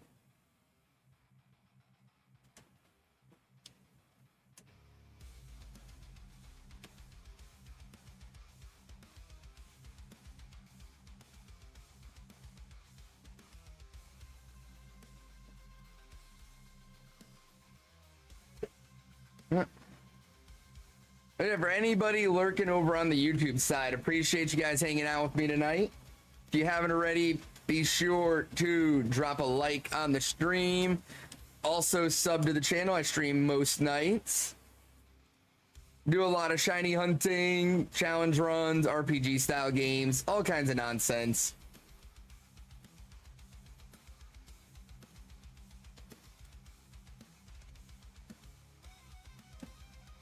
Every like, every sub, all of it helps with the algorithm.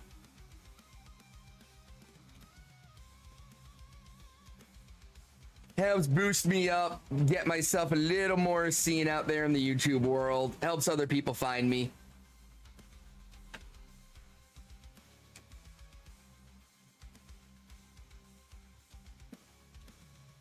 But oh, boom, I definitely am looking at doing the egg lock once I get the Switch too. Because I want to play Scarlet and Violet with the updates and see what the game looks like on a real console. But I don't want to just shiny hunt, so I probably will end up doing that here in either August or September, whenever I manage to come across a Switch 2 for sale.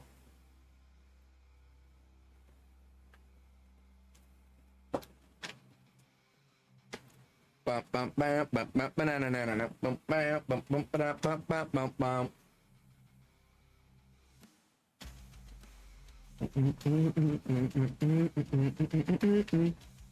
right, and that's 500 on the Nidorino. 500.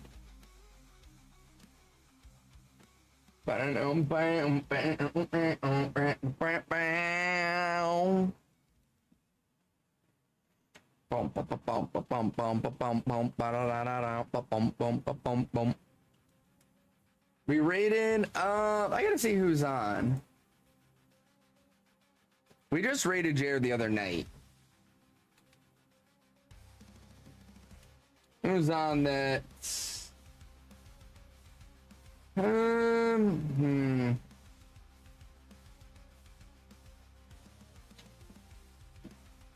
No, I don't think we're gonna raid tonight, Squid. Boom. Yeah, here it's 11:30 for me, and I have work tomorrow. So I'm gonna do one more encounter on Nidorino and hatch this last egg, and we're calling it a night. I will be back tomorrow though. 7:30, 8 p.m. start time, Eastern time. I'm gonna try to start a little earlier, but that's kind of the standard start time between 7:30 and 8 o'clock. No Sizzipede or Nidorino, but we did get Shiny Trubbish tonight. 1,351 eggs. Nearly triple odds on the Masuda, but we got through it. We got the Shiny. 94 to go in the Shiny decks. Exciting times. Thank you all so much for hanging out with me tonight. Appreciate all of you for being here. Like I said, I should be back tomorrow night, usual time. We'll continue our shiny hunts. Have a great rest of your night, everybody. Have a great day tomorrow. Take care of yourselves. Take care of each other. And I'll catch you back here for the next happy hour.